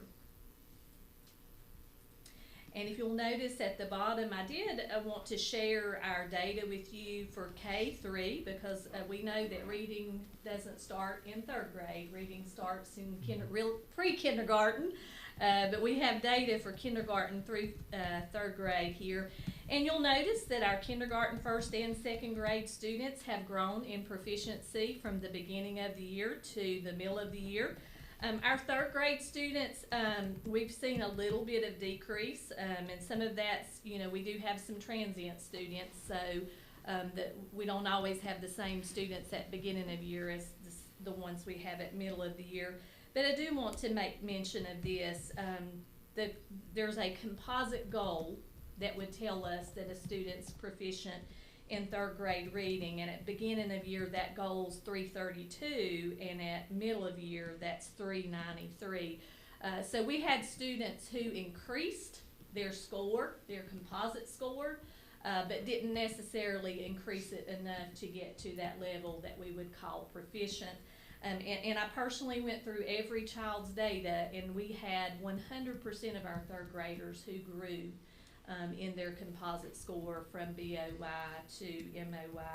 So we are working very hard with those individual reading plans to improve that proficiency before the end of the year for our 3rd grade students. Can I answer any questions for you? Any questions? So the 3rd grade score is down a little bit from previous year. That's what we're looking at. Now, are you talking about on the pathway proficiency? 44% compared to 48. The percent that are considered proficient is down. Is that what? Yes. But the other grade levels, they're up from previous year. Yes. Is it because of the no local alternative? So is that saying that we can't, educate me because I'm ignorant on this. Is that saying that we can't provide them that local alternative, or that was taken away? What's the deal? Yeah, so there were 3 pathways, now there are 2. The 3rd pathway was the local alternative, so through the state law, there is no 3rd pathway. Okay. So that's why you see the difference in March of 22 of 54% versus March of 23, 36%. Because of there's just no 3rd pathway. That's been a consistent complaint across the state, from chief academic officers to the State Board of Education to state superintendent. There's just no local alternative. So in order to meet the Read to Achieve law, we have 2. Plus we have the EOG, so that is a 3rd, and we'll have lots of students that get through that pathway. We bring you this information in February really as a kind of an update, because when you're in these schools and you see our elementary teachers are working really hard, but you really need to hug the necks of our 3rd grade teachers because they have a lot of weight on them to get kids through this path, get the kids through the Read to Achieve law. And that's why there's a 3rd grade bonus when some other grades don't get a bonus, is because there's so much weight on 3rd grade teachers. So I just point that out. Margaret's done a great job illustrating the information. Thank you, Ms. Spicer. But this is an update to kind of help you understand Read to Achieve, where we're at. You'll see great gains from here to the end of the year. Don't you believe, Margaret? Yes. We've seen great gains in years past, even with the 3rd alternative. Well, and I would say also, and this may be oversimplistic, but if 37% of last year were able to show proficiency by iReady, if you add that to what we've got now, we're at 72%. I know figures can lie, but it's amazing to me, that, and I remember you telling us back in June or July that the law was coming out, but we weren't sure about the local alternative. We thought we were going to get one, and they just completely dropped the ball. Well, and I think for the rest of the board too, we've got to remember, where were those 3rd graders at 2.5, 3 years ago? So they're still trying to make up for that year and a half of loss, and we knew that was coming. But I'm pretty amazed at the kindergarten 1st and 2nd. So it looks like Letters is working. Yes, sir. Good. They're learning and applying what they're learning through that. What reason did they give for eliminating the third pathway? I don't. Was there a reason given for it, or we're just gonna take it away because it's working? I'm not sure. The communication was that they were continuing to look at choosing one alternative. And to date, they have not chosen that one alternative.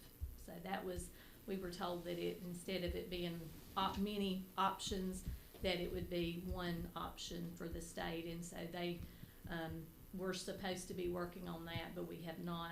You know, we've checked the board minutes each time as it's come out from the state board. So as yet, they have not identified one. And in my last conversation with Mr. Duncan, who's the vice chair of the state board, I kind of got the feeling there would not be a third alternative or a local alternative. If iReady was put back in place today, how much would that number change? One thing that made that program so successful is the fact that our teachers learned how to use the data from that program to really align their instruction and meet the needs. And the program was just a very strong research-based program that provided good instruction based on the students' deficits. So I do think our numbers would be increased at this time of year if we did have that option, because we saw such success with it in the past. But I do again want to highlight that last year at the end of the year, only 8% of our students had met a pathway through DIBELS, and already this year 19% have. So our teachers are becoming experts in those DIBELS components. They're working hard to learn and read that data. So we're going to look to that as our way of intervening with children. And since we no longer have that option, we're going to make sure this is year 2 for us with DIBELS.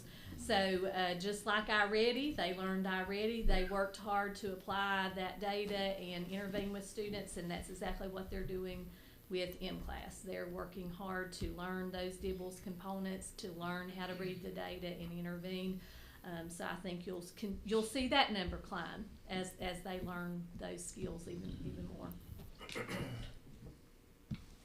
And then they'll take it away. Let's hope not. Well, and we are, what, a month ahead of what you normally you report it in March, and we're talking February, so there will be some improvement between now. We won't have another assessment until end of year. Okay. There'll be another window at the end of the year. But to Mr. Bledsoe, to your point, if you look at pathway number 2, the state assessment tool, it's changed 3 times. Yeah. And obviously, I understand the state wants a consistent method, but That's not the definition of consistency. well, trying to train folks on iStation was really that was a debacle from the beginning. Target constantly. Yeah. They're moving the goalposts. Yeah.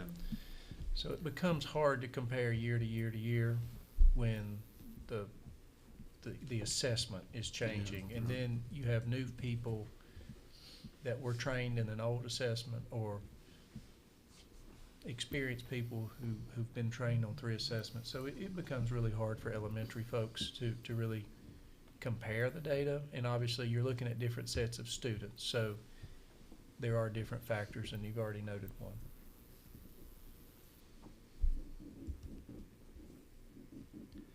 Bottom line is we've got great teachers. Thank you. Yes. Thank you. Okay, what everybody's been waiting for, the board chair report. I know that's why you're all still here tonight, right? Well, if you couldn't tell, as I sit down each month and try to write down it's been a busy month, what the board's been doing and what our system has been doing. Just real quick, Board of Education training, we had policy meeting, we've had safety meetings, we had a grounds and buildings yet. We're going to have one if we haven't had one yet, meeting over the last. We had the honor of attending Cedar Ridge Elementary to honor Donna Bledsoe for being selected as the District 5. Is that true? Yep. District 5. I got it right. District 5 Principal of the Year. So she'll compete against 8 others in Raleigh in March for North Carolina Principal of the Year.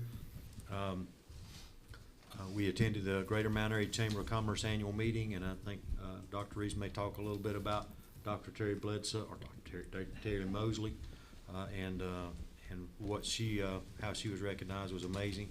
Had a career fair for 8th grade students from Surry County at Surry Community College, 700. I ran out 3 batteries on my drill guns over there trying to let 8th graders run screws into wood. It was amazing, and they were all great. And we've had board visits, Pilot Mountain Middle, Franklin, or Flat Rock, Cedar Ridge. And I would just like to say to our teachers and our administrators out there, I know it's a chore. I know it's a job to get ready for these visits. We would love for it not to be, but I have to tell you, that's where we get our information. That's where we learn from our teachers and our kids, and we really appreciate principals and teachers letting us come into their schools and see what's going on, and we learn so much that we bring back here. And now we know what letters is, and we can talk about it. I would say from the art students that were here tonight, if you get a chance in April, I think we said it was Surry County Schools Art Showcase at Surry Community College, please go. These are some amazing, talented young people. If you get a chance to go do that. And CTE month, obviously it's a big deal to me, Career and Technical Education in February.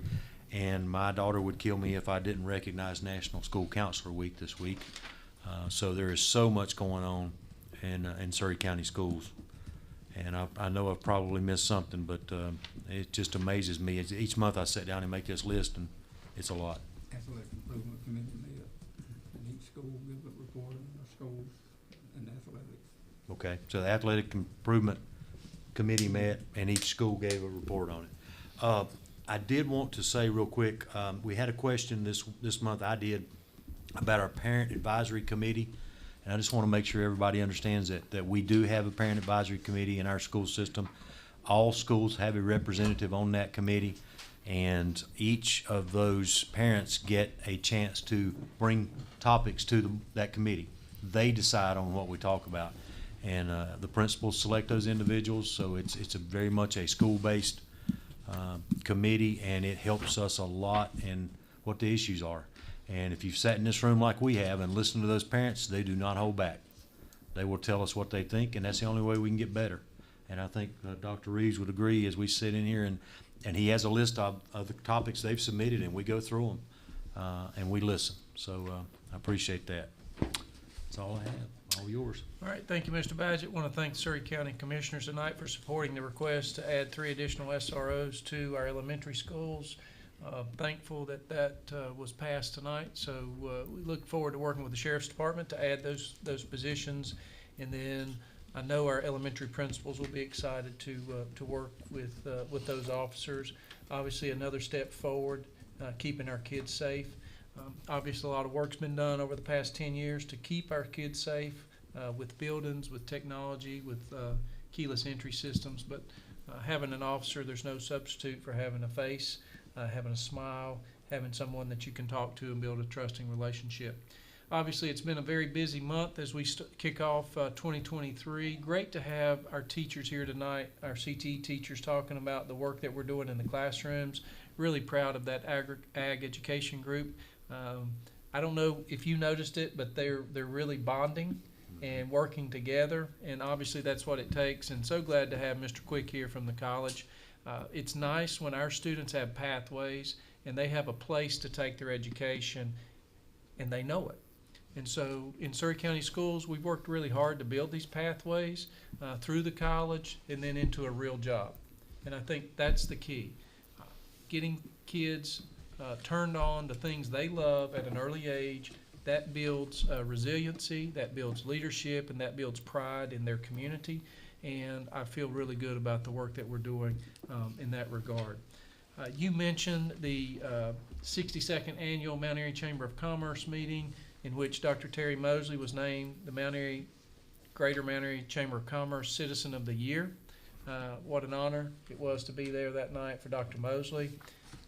They asked her to say a few words and she was speechless. She wouldn't do it. I think she was really surprised, but appreciate all those that could be there in attendance and recognize Dr. Mosley. She's such a servant leader, and has set an example for so many, and she serves on so many boards. Just really an honor to know her and work with her. Was able to attend an interesting event at the hospital. Mr. Bledsoe, I know you were able to attend the entomage table kickoff at Northern Regional. I don't know if any other board members, but it's really a cool piece of technology that the hospital is utilizing to help our medical-minded students understand more about the field and potentially go into the field of medicine. Obviously, you know, we have a strong relationship through Surry Works with the hospital. So just really a neat piece of technology. Had another meeting with the Dobson Town manager, obviously working on another SRO here in Dobson with hopefully the support of the town commissioners. He is going to take some numbers back to them at their budget retreat in March, and we'll have further discussions. Had another kickoff meeting this week. Mr. Whitaker was able to attend with the MSTA traffic operations study to look at the traffic at North Surry High School. And so that group kicked off, we kicked that meeting off this week, last week, and they've already started looking at traffic counts. And we've asked for 2 separate studies. They'll do North Surry first, and then they'll be studying Gentry Middle School. So excited to work with this group from the North Carolina Department of Transportation in the Traffic Operations Division. And last but not least, we held a district-wide spelling bee last week. It was super exciting. I appreciate our assistant principals and all the work that went into the spelling bee itself. And the winner was from Surry Online Magnet School, and she was cool as a cucumber. Really proud of that young lady. I'm not sure she was that excited, but she really did a great job. So super excited for her, and I know she'll represent Surry County Schools with pride. It's an honor to be able to work in this great district with so many great people, and it was really fitting tonight when we honored a teacher, and you heard the recommendation of the nomination from a parent. And we have so many teachers that go above and beyond, and so many that could be nominated for Leader of the Month. But you heard some specifics there and what a difference that teacher's making in the life of that student. And that's what it's all about. And so it was great to honor Mr. Chad Freeman tonight. Yes. Thank you. That concludes my report. Thank you. And just sort of a follow-up, I want to also thank on our SRO issue, Town of Pilot Mountain. They have stepped up and agreed to fund one in Pilot Mountain Elementary School, and that's huge. Don't know that that's happened in the past. And what that allows us to do with tonight's agreement by the commissioners is we now have an SRO in half our elementary schools in Surry County.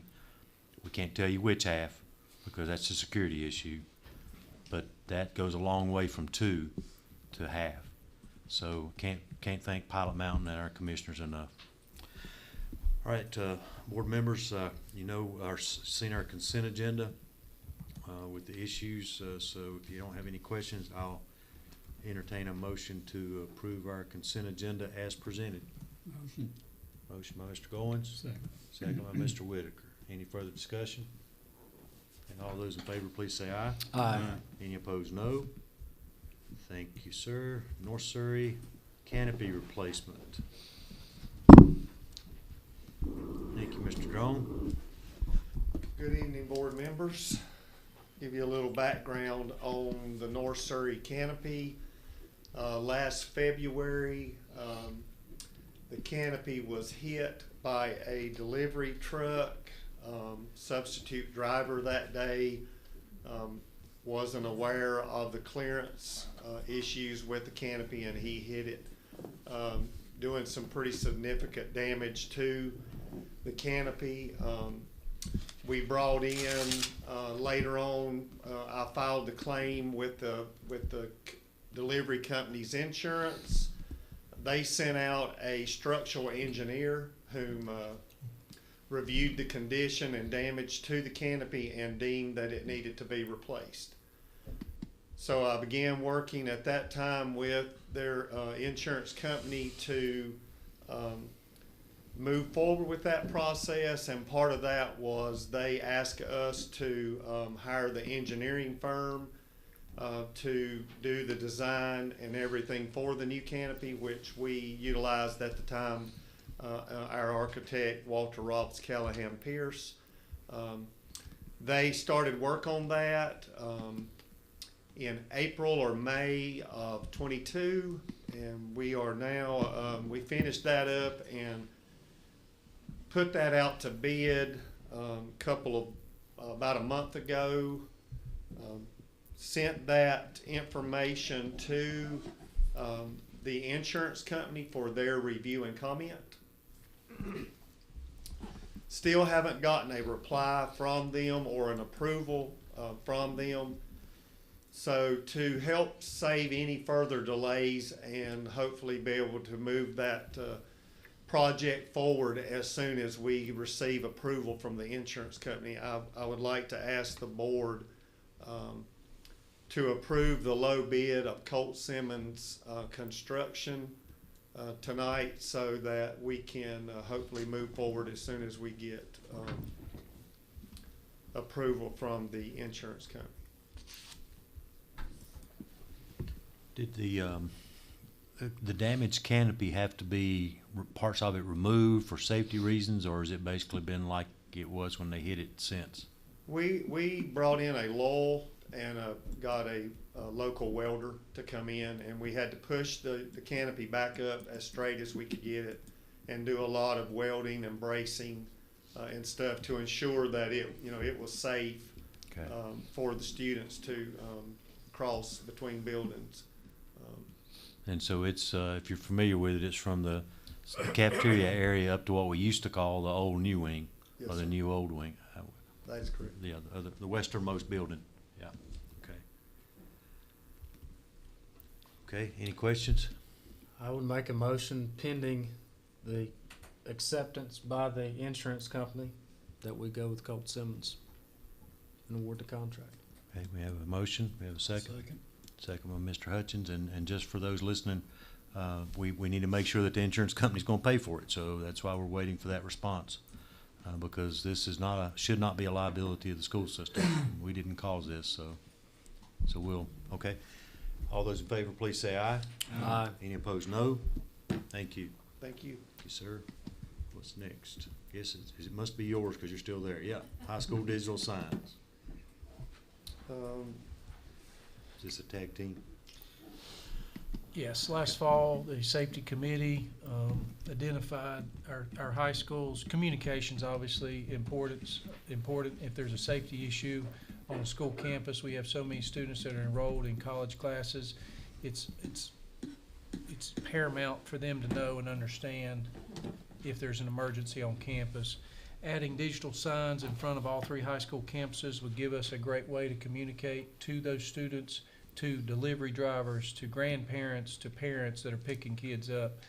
There's an emergency on campus. It also gives us a way to promote our schools and promote events and communicate events to parents. Obviously, you've seen digital signage increase across the county at multiple areas, and in looking at the safety and the communication factor, asked Robert to begin looking at some pricing on these digital signs. Back in the fall, we had one of the vendors brought a digital sign over. We took a look at it. Robert has, since that time, he got 3 different bids from 3 different vendors, and you can see those numbers in front of you. He has recently gotten, I think as of January 30th, these numbers are current. So 3 local vendors with different signage. You may have questions for Robert. Is there anything I left out, Robert? No, sir. This does include the digital sign and any structure that would go around the sign. So, for example, at Surry Central High School, they would try to use the existing steel structure to hold the sign, but then they might enclose it with aluminum and dress it up a little bit, make it look a little nicer. At East Surry, they have 2 brick columns in front of the science wing. The digital sign would go inside those 2 brick columns. It wouldn't be up real high. At North Surry, the digital sign will be on top of those 2 metal standards that are, or 2 metal poles that are out front of the science wing. So with maybe some aluminum dressing there. That's So, correct. so it looks like we would have electricity to all 3, but we'd have to run communications to be able to to program the sign? Is that what? It's wireless. Wireless, okay, good. Yes, sir. Okay, and, of course, this interactive sign would be it's more responsive than static, where they have to go up and change the signs with a long pole right now and do it maybe once a week. So this would be immediate, we could make changes. Okay. Any questions? Timeline. Any idea when they could get to it? Or not that far along yet? Oh, sir, I'm sorry, I can't answer that question at this time. Okay. I don't even know how long it would take to, to manufacture the sign. I haven't Get the asked goods. that question. Okay.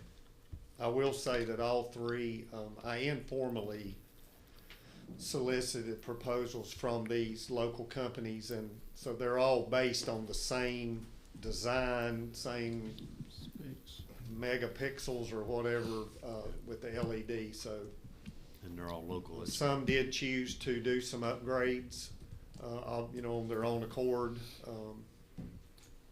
But I asked for all of them to price the same minimum standard, or whatever you want to call it, design. So even though there's such a large variance, that's all the same final product in the end? Yes. Okay. You followed The that. same basic design we asked for. Somebody else might have added some more bells and whistles. Is that That's what you're correct. saying? Okay. Yes. We're getting the basic, okay. And I know we discussed this last summer as we started on our safety issue, but how do we plan to pay for this? This would come out of our capital funds. Okay. I knew we had talked about it at one point, just trying to remember. Okay. So the variance in the signs would be maybe just the structure part or the supporting of the sign. Could be the manufacturer who may, each company has their own company that they deal with, so that could be a factor. But we're utilizing some of our what's out there now to support signs. Yeah. Yeah, all the support structures would be reused. The power's already there to all three signs, so that would be, reused. Pretty much what they would do is just remove the plastic type sign that's there now and replace it with a new aluminum insert that would create the LED capabilities, as well as a new signage for the school name and mascot or whatever be the case.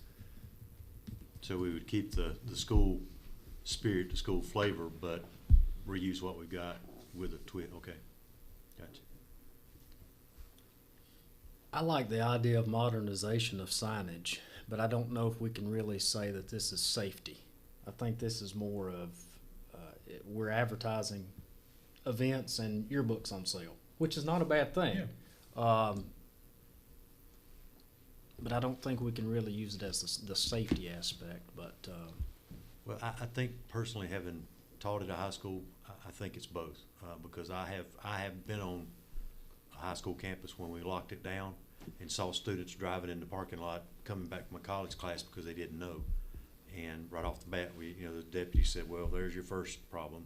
You got to stop those. So I think it does give us an opportunity. You're right. It's going to be there for advertising too.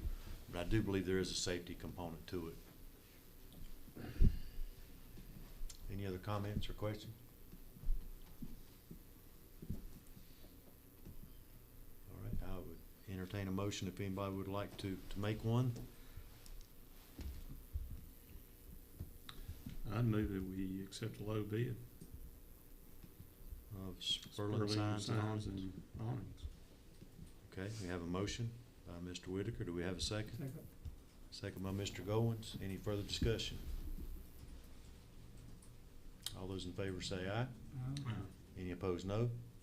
I'm gonna be no on that. Okay, so 3-1. Okay. All right, motion carries. So we can get back with them and find out now what's the way ahead on how do we get moving. Thank you. Thank you. Thank you, Robert. Okay, required summer school testing program, Mr. Atkins.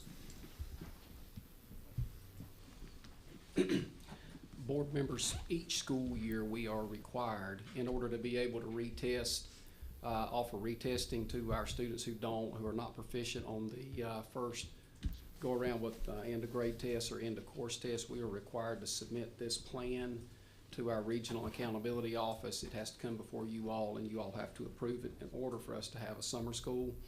You can see there that we are required to notify parents by March 31st. We are requesting to be able to retest in grades 3 through 12 in reading, math, science, in high school, math 1, math 3, English 2, and biology.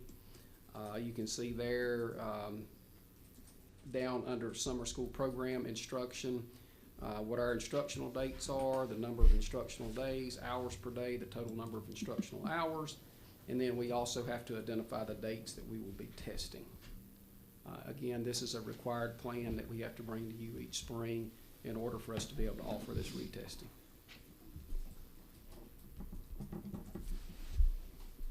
Questions? So basically, we were just talking a minute ago, for example, third grade reading. This is another way that they can show proficiency at the end of the year. Okay. Again, being a teacher for a long time, I have to ask, you know, is there a reason behind testing 3 times in 2 weeks? 2.5 weeks. We're testing June 8th, the 15th, and the 22nd. I know we're trying to get them to that goal. That would be, if a student tested 3 times, it would be because they had 3 different tests to take. Okay, all right, gotcha. Okay. So it's not on the same subject? No, it's not on the same, it's not the Because same. that just seems like we're testing and not learning. Yeah. Okay. Good Gotcha. question. That's a good question. Okay. Any other questions, comments? So we would need a motion to approve this plan to be submitted to, is it DPI? Yes. It's been submitted to. Motion. Have a motion by Mr. Goins to approve the plan, 2022-23 summer program plan. Do we have a second? I second. Mr. Hutchins, second. Any further discussion? All those in favor, please say aye. Aye. Any Thank opposed, you. no? Thank you. Thank you. Here she comes. She's up and ready. It's on, we know it's 8:35. I'm sorry. So good evening at this point. Board, I'm Ava Flippin with the pre-K program. I have Elia Spencer here with us tonight. She is our pre-K coordinator for Surry County Schools. She and I work very closely on all pre-K programming across the district. So we do have some proposals at the end of this presentation, but Dr. Reeves wanted me to give you a few updates, and it seems like we have some questions already, so that's great news. Just an overview of the spots, because that came up earlier.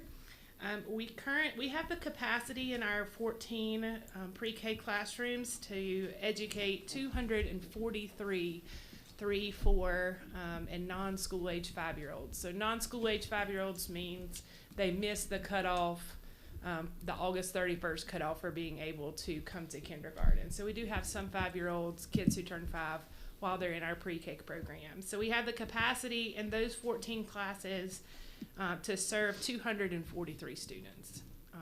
Right now, we currently have 234 students. So when I said that we were full, all of our NC pre-K spots, the free spots that are based on socioeconomic status, those are all full. All 160 of those have been filled for quite some time. And then we have 51 tuition spots and 23 exceptional children pre-K spots that are housed in classrooms across our district currently. We're currently serving 5 students with exceptional needs itinerantly. So Ms. Spencer serves them weekly on their specific needs, because we don't have EC spots left in our classrooms because we're full. We filled those up. The spots that we do have left are tuition spots. So we do have some open spots for tuition if we had families who wanted to use those, and we actually had a call about one today. And then we have about 16 kids pending evaluation from now to the end of the school year for developmental delays and autism. So we could add 16 more students to that 5 itinerant. So why Surry County Schools Pre-K? So all 14 of our classes are 5-star licensed classrooms through the Division of Child Development and Early Education, or DCDE. 13 of 14 teachers are highly qualified birth to kindergartner teachers through DPI with a 4-year degree in birth to kindergarten education. We do currently have one vacancy at Franklin that we're seeking to fill.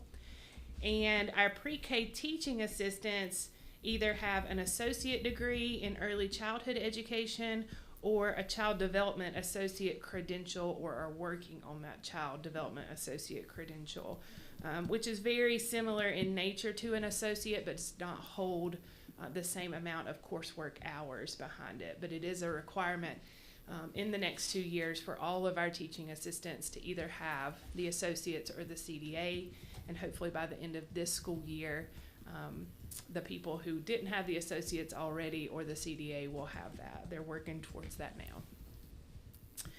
Pre-K education is very different across the state. It is not standardized. It is really not even a DPI type of thing outside of the exceptional children's pre-K program. Districts have a variety of pre-K organizational structures. If you've seen one district's pre-K program, you've seen one district's pre-K program, because they're all really different. Our organizational structure in Surry County really excels and provides a Cadillac pre-K program, as Dr. Reeves likes to say, in that we have at least one classroom in every elementary school. So that is unique. We do, a couple of our neighbors have the same thing, but several districts across the state who are same in size as us or similar in size do not have pre-K classrooms in every elementary school, which causes equity issues. But we have at least one in every elementary school, and in 3 elementary schools we have 2 classrooms. Some school districts have limited numbers of pre-K classes for various reasons: non-sustainability, low interest in certain areas, population shifts that cause districts to move classes to accommodate. Most of the 115 traditional PSUs do have NC pre-K spots, though. There are very few who don't utilize the funding that NC pre-K provides. So we offer NC pre-K spots. So those are the free, primarily based on socioeconomic status spots. They are only for 4-year-olds. NC pre-K does not serve anyone who is not 4 on or before August 31st. We have tuition spots, Surry County Schools tuition, and community tuition, which we're going to talk about a little bit later with the proposals. We have subsidy positions, and this comes from DSS, so students who may be in foster care or things like that get assistance through the Department of Social Services, and so we honor those subsidy spots for those students and those families. And then we have our special education spots for students with identified disabilities. One really unique thing about Surry County Pre-K is we offer inclusion to all 14 classrooms, which means that we have students with disabilities and without disabilities in all 14 classrooms. Research shows that that is the best way to educate any child, is in the least restrictive environment, and we're really proud of the fact that we're able to do that. Lots of districts have pre-K classrooms that are special needs only pre-K classrooms. So we are really happy to be able to offer inclusion in all 14 of our classrooms. We run a strong pre-K program, a Cadillac program, and a world of Vespa funding. So we really love. Did you say Vespa? Well, yes, because you said Chevrolet, but you live in Surry County. You can't say Chevrolet. How much does a Vespa cost now? I don't know, but less than a Chevrolet. I really didn't think Chevrolet was the best. My husband's a Chevrolet fan, so. Me too. So you can't. I just felt Pinto. like that was. How about Pinto? When I was growing up, it was a Pinto. Okay. Well, I could have said Pinto instead of Vespa. I'll fix that on the next one. So access to early intervention in the 22-23 school year, well, this number changed a little bit. For 229 3 and 4-year-olds received critical early intervention in literacy, readiness, and social skills in order to be prepared to access the kindergarten curriculum effectively upon enrollment. 229 students who would have received little to no early intervention. A lot of our students, if they don't come to us, they don't go anywhere. They stay at home. Or they're in, with grandmothers, and my grandmother's amazing and worked with my kiddos, but a lot of times that early intervention piece for the kids' tuition, whatever spot you hold, is so critical. So we're really proud to be able to offer that. So growth, obviously we can't look at our growth quite yet because we're not at the end of the year. Pre-K assessment looks a little bit different than K-5 or K-12 assessment. So every year, each pre-K student takes the DIAL 4, and the DIAL stands for Developmental Indicators for Assessment of Learning. They take it at the beginning of the year, and they take it at the end of the year. And the goal for that is to be able to show growth. How effective was pre-K for each individual child that sat in our programs over the course of the 180 days that we're there. The DIAL 4 addresses motor skills, conceptual skills, language skills, and social skills when looking at all of those. So if you go to the next slide, thank you, Lucas. So you can see school by school and class by class, the average growth in Surry County schools was 30 points on the DIAL. So we had that, the DIAL goes from 0 to 80. So the highest score you can get is an 80, and the lowest score you can get is a 0.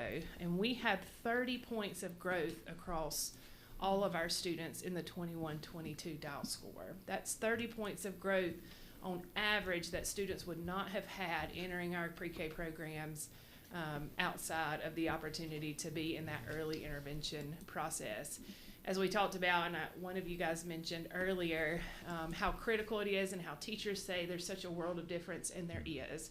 This only represents what students are doing on paper: colors, numbers, shapes, the ability to write their name, the ability to cut out different things, their speech, following directions. It doesn't have any we don't have any effective data to show the social growth that students make, the ability to stay in a classroom for 7 hours a day and to sit at a lunch table and maintain and be able to hold their behavior together, to be able to ride the bus, to be able to stand in line, to be able to play on the playground with their friends and not be hitting and throwing sand at each other. You know, that stuff happens, but as the year grows, we don't have anything to measure that. But when our students get to kindergarten, there is such a vast difference in the ability for them to be able to move forward in their kindergarten career. Anybody have any questions on this graph? Pretty amazing. It's an impressive program. So here's the action item. I had like a report and action item all rolled into one tonight. Our pre-K proposal is around our tuition spots this year. So we are asking the board to approve a tuition increase across the board for our Surry County school employee tuition spots and our community tuition spots. Currently, our Surry County schools employees pay $110 a week, and we're asking to increase that to $125 per week. And community currently pays $125 per week. We're asking to move that to $140 per week. This does include lunch and a snack, breakfast, lunch, and a snack daily, and transportation, typically, if parents use that and are in their district. And so the average weekly tuition rate in Surry County for-profit child care centers outside of us, these are other child care centers that people, is $175 a week. So we're still below the market range for that, and with the increase in teacher pay, teaching assistant pay, classified staff, and with when we started tuition, we were in the middle of COVID and all lunches were paid for, and now they're not. So that's been a change for our families, and we want to encompass that cost as well. So that's the proposal we have for the board today. We have discussed this in the past, and correct me if I'm wrong, but doesn't our tuition paying families help subsidize the Yes. NC pre-K because they don't really pay the cost? That's right. So NC Pre-K, they provide a supplement every month to us based on the attendance of the 160 students that attend our pre-K classrooms. But they in no way, shape, or form provide all the money that we need to be able to run the pre-K programs that we run here. So that tuition money that comes in at about a rate $4,500 to $5,000 a year per kid does help offset what the local budget would have to pick up in order to maintain 14 five-star pre-K classrooms. Yes, sir. And I actually had someone tell me this week that they were looking at daycare, and the number I heard was 225 in a week. So we looked at, Dr. Danley actually helped me with that, and we looked at a variety of centers and kind of found a good middle ground for that for our centers that are more popular in our area. And those centers are not always five-star licensed centers. Actually, they're not very commonly five-star licensed centers. So for us to offer this rate of tuition still below the market rate in five-star licensed classrooms with teachers who have at least a 4-year degree in birth to kindergarten education is still an amazing opportunity. And I'm so thankful that we're able to offer our Surry County Schools employees a little bit reduced rate to take care of them as well. And they're already beating the doors down. They're getting their names on lists, ready to get their first tuition application in. So the five-star licensed classrooms, that's determined by the services you provide or the level of the employees? So that is the Department of DCDEE, Department of Childhood Early Education Learning. They have a book, Mrs. Spencer, I'm looking at her because she deals with that a lot, of regulations that you have to meet. Part of it is your staffing and the level of education that your staffing is. Part of it is the quality of the physical spaces in your schools and the materials that you use, the curriculums that you use. When I say it is an intense checklist, it is the most intense checklist I've ever worked with. And it deals with facilities. Robert and his crew helps us a ton. They help us a ton with that to maintain a five-star rating. But it includes, we get yearly, twice, 3 times yearly monitoring visits from DCDEE, looking at all of those checklist items to make sure that our I's are dotted and our T's are crossed at all times to maintain those centers. So there's a lot of factors that go into play there. So the typical child care center is, I would think of as more of a babysitting service. So we're getting this plus a lot more. Yes. Yes, our programs are very structured. There's a routine curriculum with lesson planning. And when you guys go on the board visits, I'm sure you go and visit them. They all want to give you hugs and fun stuff like that. It's a very play-based system, and that's what's required by DCDEE is a play-based, and that's what we're looking for. We're looking to encourage those social skills and make them kindergarten ready through play, and then lots of different areas and modalities of learning. So you said NC Pre-K pays us roughly how much per student a week? A week. Or do you say we get it per year? It comes monthly, and so it's roughly 45. 1,000 per child. Per child. If I'm getting that out right today. That's And that's 225 a week. 160 kids over 10 months of. So we get about $1 million from NC Pre-K. So that's all right now. It's late. Yeah. It is a little bit. So if they give us 1,000 a month, Mm-hmm. 1,000 a month per child? I can look up the exact number if that would be helpful. Because that's like 225, and that's more than the tuition. right? It is more than the tuition, NC Pre-K, because what's wrapped into that is also transportation. So our NC Pre-K cost per child is actually higher than in a lot of other districts because not everybody offers transportation. So a big chunk of that a year, about 66,000, is actually provided to us because we provide transportation. So what roughly on average children in NC Pre-K programs, it's about $475 a month that they'll pay, but with our transportation on top of that, it's slightly higher. Okay.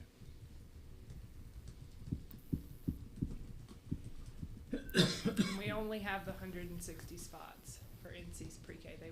We've requested more for the last few years and have been denied those spots. So is it like everything else in education that just because you add or subtract 1 or 2 children, it really doesn't change your cost that much? You still have to have the same number of providers, the same number of square footage per. That's right. So that's why without the tuition, we may be losing money because the tuition is just free money. Yeah, so because we have the capacity to host 243 students, but only 160 of those spots are NC pre-K paid spots. Gotcha. So we do have to find some extra, and so that's where the tuition program came into play a few years ago. I think I see what you're talking about now. Here's my only thing. If it's $175 a week on average for somewhere else in the county, and it's $125, that is a good purchase or a good price. But I just hate to pass that on to our teachers. In essence, it's giving them. Have the teachers been polled or asked? Is this going to put a burden on some of the teachers that are currently paying the $110 a week? No, we have not polled our current tuition paying parents. So we've got 80 or 74 of them, 74 children. We currently have 51 tuition, and about half of those are Surry County schools. About half of them, employees. gotcha. So the $15 increase represent a rise in operating cost? Is it, or is it, are we trying to expand? I don't know. It's operating costs, so it's around, teachers received significant raises last year, teaching assistants received those as well. The lunch cost comes into play there. That's about $10 a week for a tuition kiddo, just the lunch cost. Which, like you said, at the time, we were getting free lunches for everybody That's from right. the federal government. That's correct. We didn't have that cost, yeah. Mm-hmm. And while it is it is putting that cost on our employees, it's still a significant savings to them. Still $50 a week less. And we provide the transportation if needed. We do have to expend local funds to fund pre-K. So we don't have enough state funds, pre-K, NC pre-K funds, so we're having to make up the difference with local funds. So the tuition slots help offset that cost, and obviously you know what's happened with salaries. In order to fill all the spots, in order to fill all 243, because we have a ratio of, in 11 of our classrooms, of 1 adult to every 9 children, and those classrooms have the capacity to hold 18 students. So if we have 10 kids in a classroom, we have to have 2 adults. And so if I have 10 kids and 2 adults, I want 18 kids and 2 adults. I want to take full advantage of the 8 spots we have left. But in order to do that, NC Pre-K is not giving us any more money for those other spots in that classroom. And so that would mean, I'm not sure what that would mean for us if we weren't able to do that. And able to pick up those extra spots that NC Pre-K doesn't fund. Now, we do have the 23 spots for students who are served under exceptional children. We do get state funding for those students through the EC program. So how far off are we from pre-K pulling its own way, from them breaking even? So I missed Aldra today. It's about $200,000. Would you say that's about right, Dr. Reeves? When we looked at it the other day? I'd be afraid to answer that without Audra backing me up. That's something we can put on the March board retreat agenda to discuss. If we approve this tonight, when would it go into effect? For the 23-24 school year. It wouldn't go in effect for our current tuition parents. It would go into effect in August.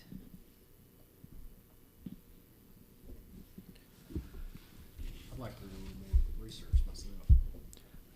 If we could do it in March, we still have time to get it done for the 23-24 year? Yes, the only thing it delays us in is getting the applications out to our families who are interested in tuition. So our NC Pre-K application will come out later this month, and the tuition applications we usually push out, but if we wait until March, then there'll just be a delay in getting tuition applications out to those families. We just won't know how much to tell them we're gonna charge. Correct, because that's part of the application. I want to make sure they know what they're applying for before they do that.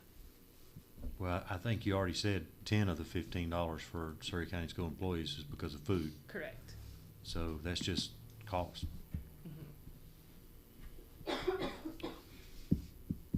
I would really hate to increase the cost to our teachers, but I mean, we've got to be able to cover our cost, I think. But if the board feels like we need to wait, I do understand. I didn't think about the application.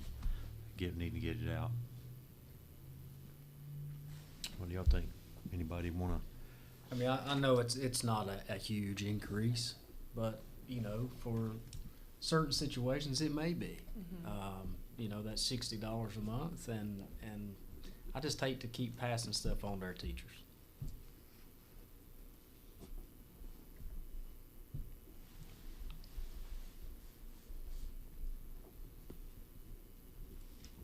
So we have 51 tuition paying. You said those currently $15 a week. That's $765 a week, or about $3,000 a month. So you still 160 shy at the end of the year. Well, and again, I miss Audra, and she's not here. It's difficult because our program has evolved, so it's kind of hard to compare year to year. As we have, like I said, we had about 30 tuition spots last year. Now we're at 51, and all of the revenue has not come in for that yet. I mean, if you'd have came with this and said, look, we need to add this and we're going to start charging the state more, I'm fine with it. But I need to have a little more personally thought on this before adding an increased cost to the staff. That's just me personally. And we do provide them with the form every year for daycare that they can file on their taxes. Right, so they're, for that part, they are being able to 20% of whatever the cost it is, they can, depending on their income level, they can take off of their income. Okay. Well, looking at the whole program, based on the NC pre-K funds that come in and the tuition, we're running at a deficit currently. Yes, we ran a deficit last year. When I was at our most recent pre-K coordinators meeting, most districts in the state that provide slots in addition to EC run at a deficit from year to year, just because we're not fully funded. And in years past, that's been a decision the board has made because they felt like pre-K, the value of pre-K was well worth it when trying to bring along students and get them kindergarten ready. So again, that's a decision we can talk about more at March. I just think the reason it's on the February agenda is for the registration process. You heard the kindergarten registration process, so parents are in that mode of trying to secure their slot for next year, either with us or with another. Well, the increase is the same for the teachers as well as it is for the community, pretty much. Same percentage. Well, it's 13, 12. Both of them's $15 a month, a week. But they ended up being 15. So. But what? Because I've been through this with my grandkids. What typically will happen is that teacher is only going to pay that for 1 or 2 years, because then they're going to go into kindergarten. So it's a short term. We have about 20 kiddos who will have the opportunity to return as tuition students this coming year from this year, who were 3 who weren't quite 4 before the August 31st deadline. So we have about, I think, 15 to 20 kids who will be coming back to, or have the opportunity to reapply for our program, who are with us this year, who would experience that rate increase where they had a different rate this time. The other thing that we often try to do is, if there's a financial shift at any point during the year, we'll then facilitate applying for NC pre-K if they're age eligible. So we do try to help move the rate off of them when they have a shift. before, on or before August 31st, we always start with NC pre-K. And if they know they're not income eligible, that's when we move to tuition. I mean, I'm not downplaying the effectiveness or anything of pre-K, so nobody think that at all. I just don't like the idea of pushing that cost over. I would rather us find a way to come up in the local budget if we had to supplement more. Okay, what is the board, would you like to carry it over until March? Or do you, I'm hearing two of you say that. Was the question answered about the response from the teachers? We have not, because we have so few that transition. Right, because they're going to age out a lot of them. They're going to go to kindergarten, they'll age out, so we haven't. So those 20 you mentioned would be the ones we'd have to, because they would be the ones, we really don't know who's going to apply yet. That's right, the even new in ones. the 20. Gotcha. So I guess no. Now, being honest, they're going to say, yeah, that's going to affect me. Right. But I think I would. I mean, it's an extra $60 a month. Well, I'm gonna make a motion, and y'all can second it or not, but I'd make a motion that we carry this over to March to have some more discussion about it. Okay, we have a motion from Mr. Bledsoe to carry the tuition increase. Everything else is gonna be good. We're gonna keep going what we're doing, but the tuition increase over to March. What are we gonna learn between now and March I'm not sure. about this? I mean, I'm happy to bring any information you request That's a good back. question. If they need the money, they need it. It's not feeling. Will we not have a balanced budget, or we don't know that yet? If we don't do the increase? For next year, Yeah. we're not sure. No, okay. That really depends on the application process. Thought about that. We have a motion to carry it over. Do we have a second? If not, well, if we don't get a motion on anything, then it doesn't happen anyway. But we do need to discuss it one way or the other and make a decision, even if it's this month or next month. My reasoning for holding it over is we can have a finance committee meeting between now and then. And as we're looking at our board budget retreats, then we can look at, can we do that as a board versus carrying that cost over to the other people, to the other staff? Okay, see your point.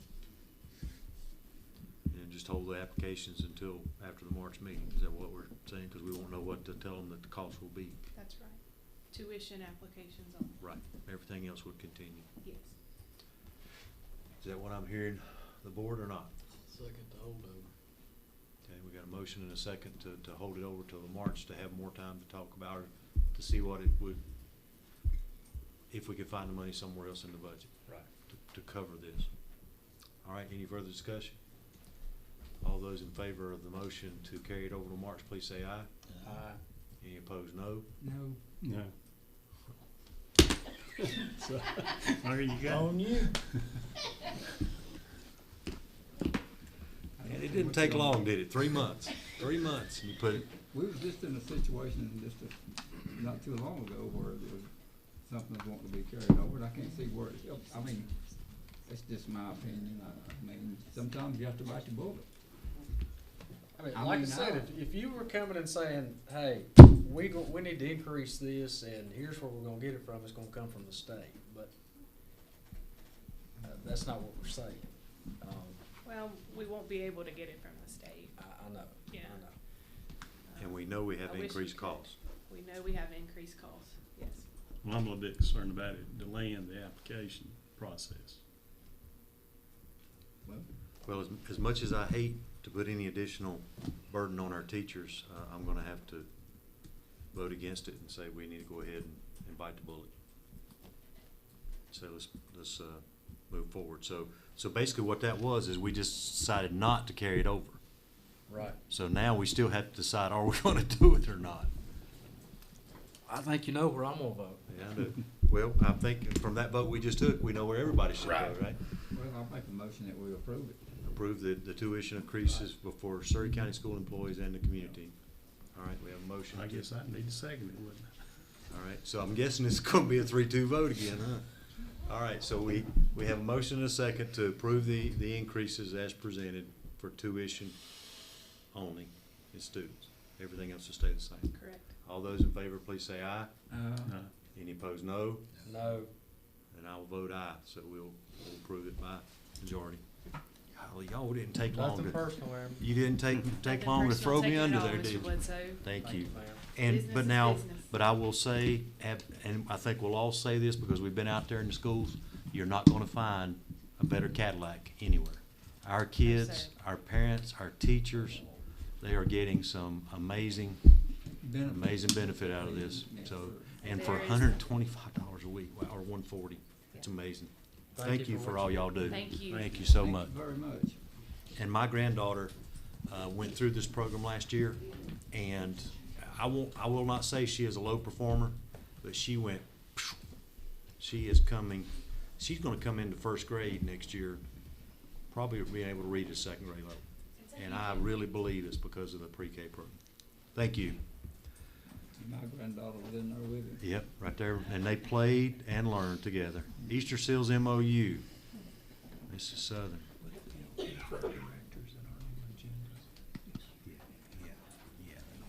Good evening again.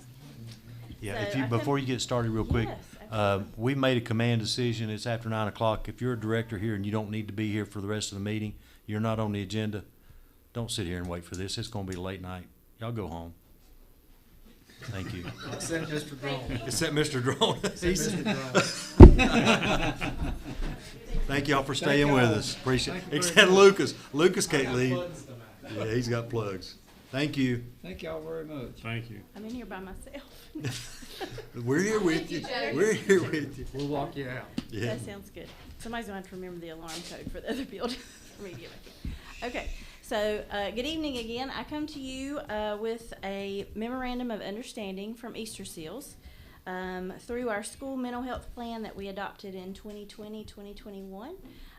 It sets up, and that's under General Statute 476. It allows us to set up supports with outside providers to provide school-based mental health services for students.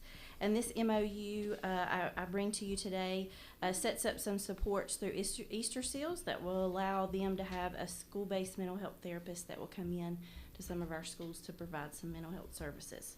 Mr. Johnson has the MOU and is currently reviewing it. I'm waiting for his final review.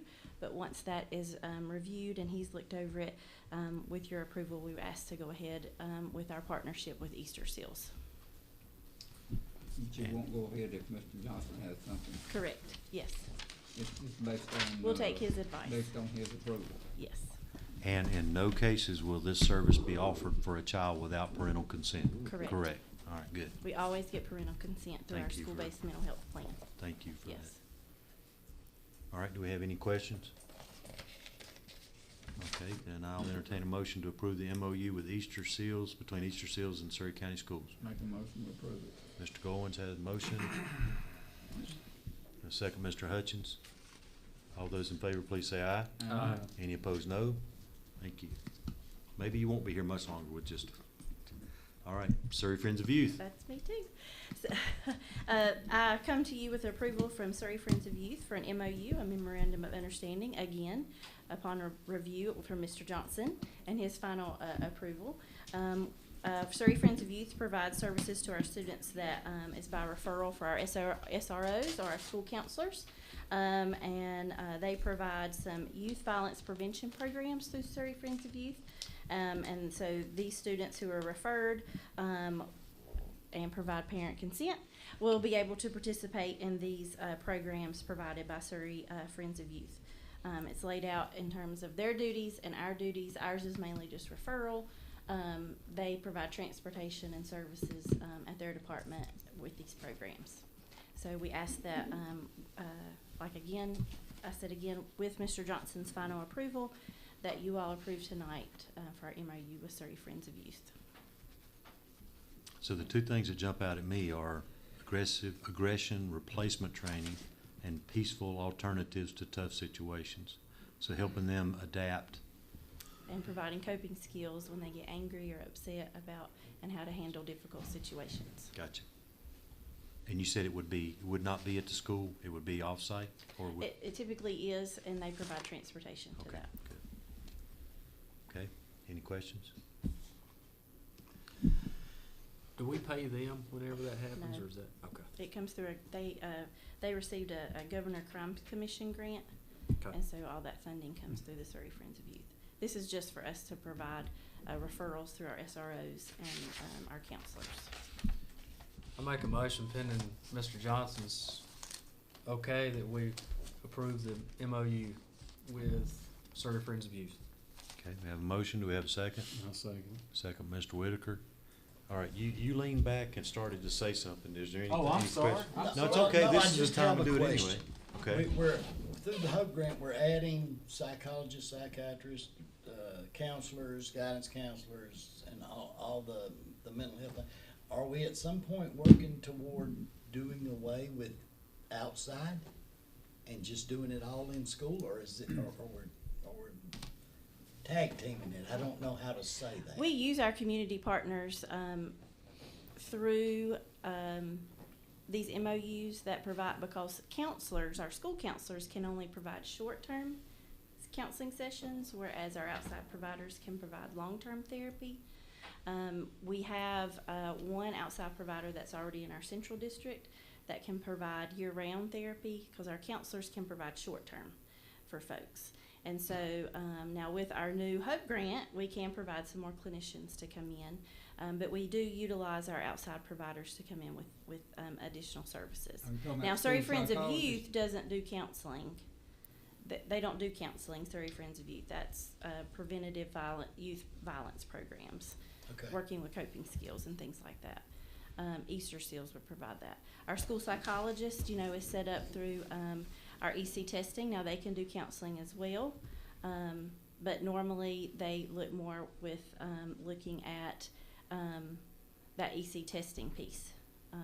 But we do use our psychologist in counseling services as well. and we have how many psychologists? We have 5 currently. And 7,300 students. Yes, sir. So you sort of start to see why we almost have to have outside partners to do some of that Is that counting one one-on-one. we just lost? Yes. Well, that would be down to 4.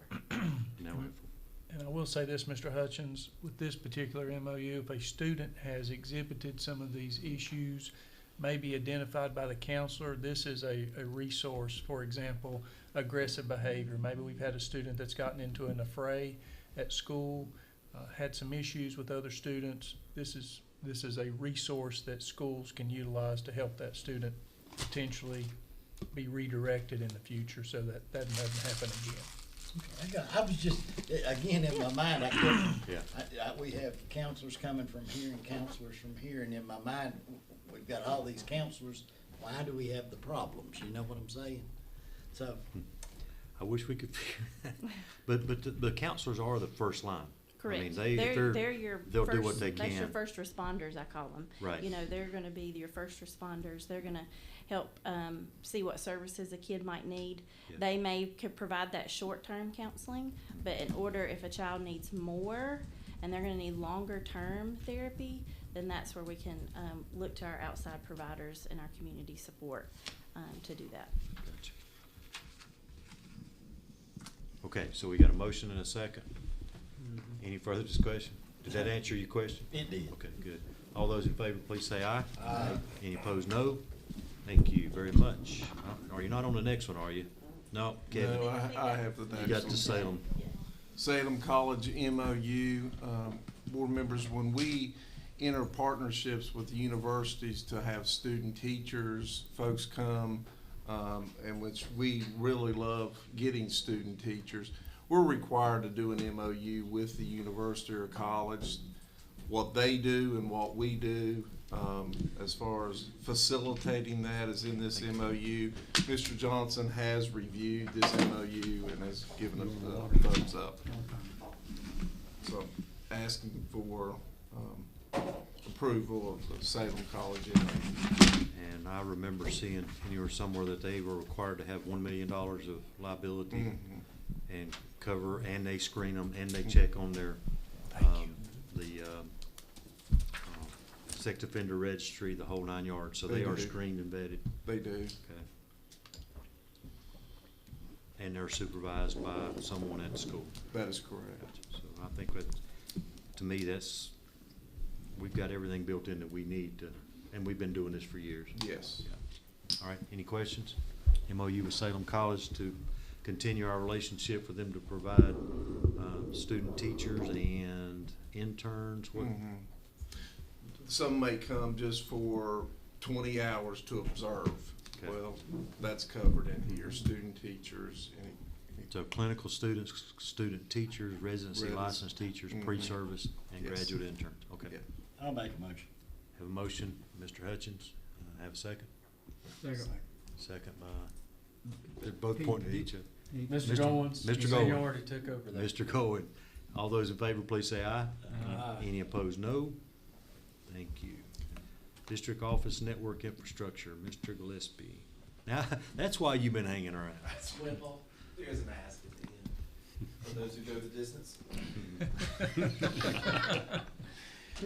Board members coming to you tonight, and you've got, I think you guys have received the quote from Converge Networks. And so just wanted to put that out for your approval. This is to replace our wireless infrastructure both in this building, our technology building, which provides the core connectivity from there out to our schools, and at the Apple Center.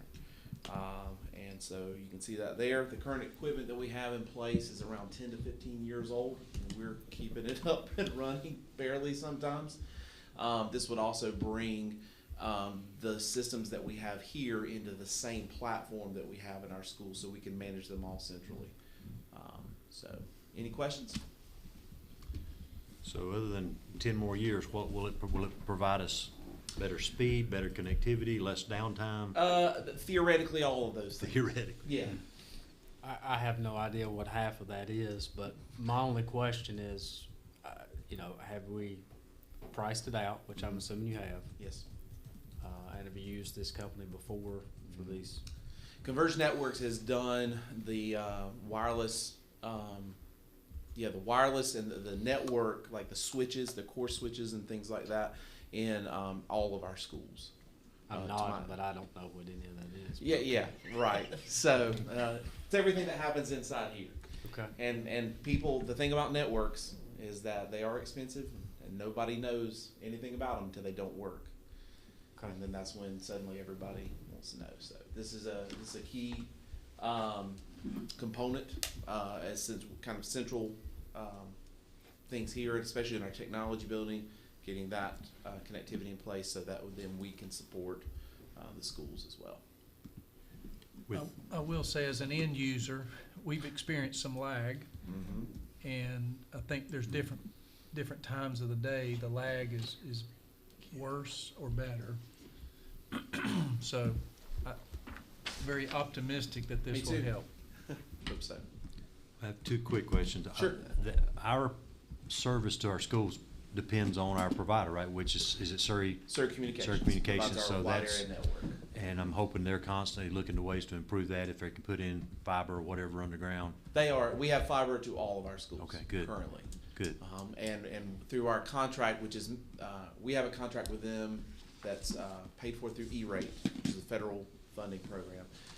We can renew that. We've got one or two more renewals for that before we have to put that back out for bids. Okay. But we have a great partner in Surry Communications. We do. They're a great company. And we've got some things in place now with our new network admin that we're monitoring. My technical term for it is the network weather. Looking for things that are going on, and we've put some things in place that he gets notifications that something went down somewhere way before anybody will ever know about it, and so we can address those issues. But again, if everything's on the same platform, it sure makes things a lot easier, and we can be consistent in how those things are set up and configured. So with the world we live in today, will this give us any better security against cyber? I mean, we're obviously with newer technology. Sure. Well, so the current infrastructure that we have in place now, if I'm not mistaken, is at end of life, or it has passed end of life, which means that the company is no longer providing support, pushing out updates. It's sort of like your old phone, that it's not updating anymore, and it gets slower and slower and slower. So our vulnerabilities are increased? Absolutely. Okay. How quick, if we do this, how quick do you get this stuff get installed? We'll have to work with them. We've got a project. This project would be one project with them, and we have a E-rate funded project to update the infrastructure in a few of our schools. We do a few of them, try to do a few every year or a couple years. And so it's all contingent on that. I believe they have this stuff in stock. So I believe there's not going to be a supply chain issue. I'm not 100% positive on that, but they seem to indicate that they can get this stuff to us. So it's just a matter of scheduling it. Of course, this is the kind of work you want to do in off season, off time, because this would obviously cause some downtime for these locations as things are switched out. So it might be weekend work, vacation, summer work, things like that to mitigate the impact. And the money to pay for this would come out of our operating budget? It comes out of state technology funds. Yeah. Okay, So no well, impact on local funds. Took care of my question. Yeah. All right. Buy two of them. Don't have that much. Okay. Motion we spend the state's money. Mr. Hutchins wants to spend the state's money. I'll that's- second it. Mr. Bledsoe concurs. Any further discussion? All those in favor, please say aye. Aye. Any opposed, no. Thank you, sir. Thank you. All right, we're getting there. Personnel Policy Committee, Mr. Bledsoe. All right, with the exception of policy, what was that number? 4130. 4130, we will remove that from the, presentation tonight. Of note, the policy 1510, 4200, and 7270, remove COVID language. We, the policy committee recommended to do that. Pretty much everything is, there's really nothing except for adding tackle football or tackle to the, in front of football on 3620.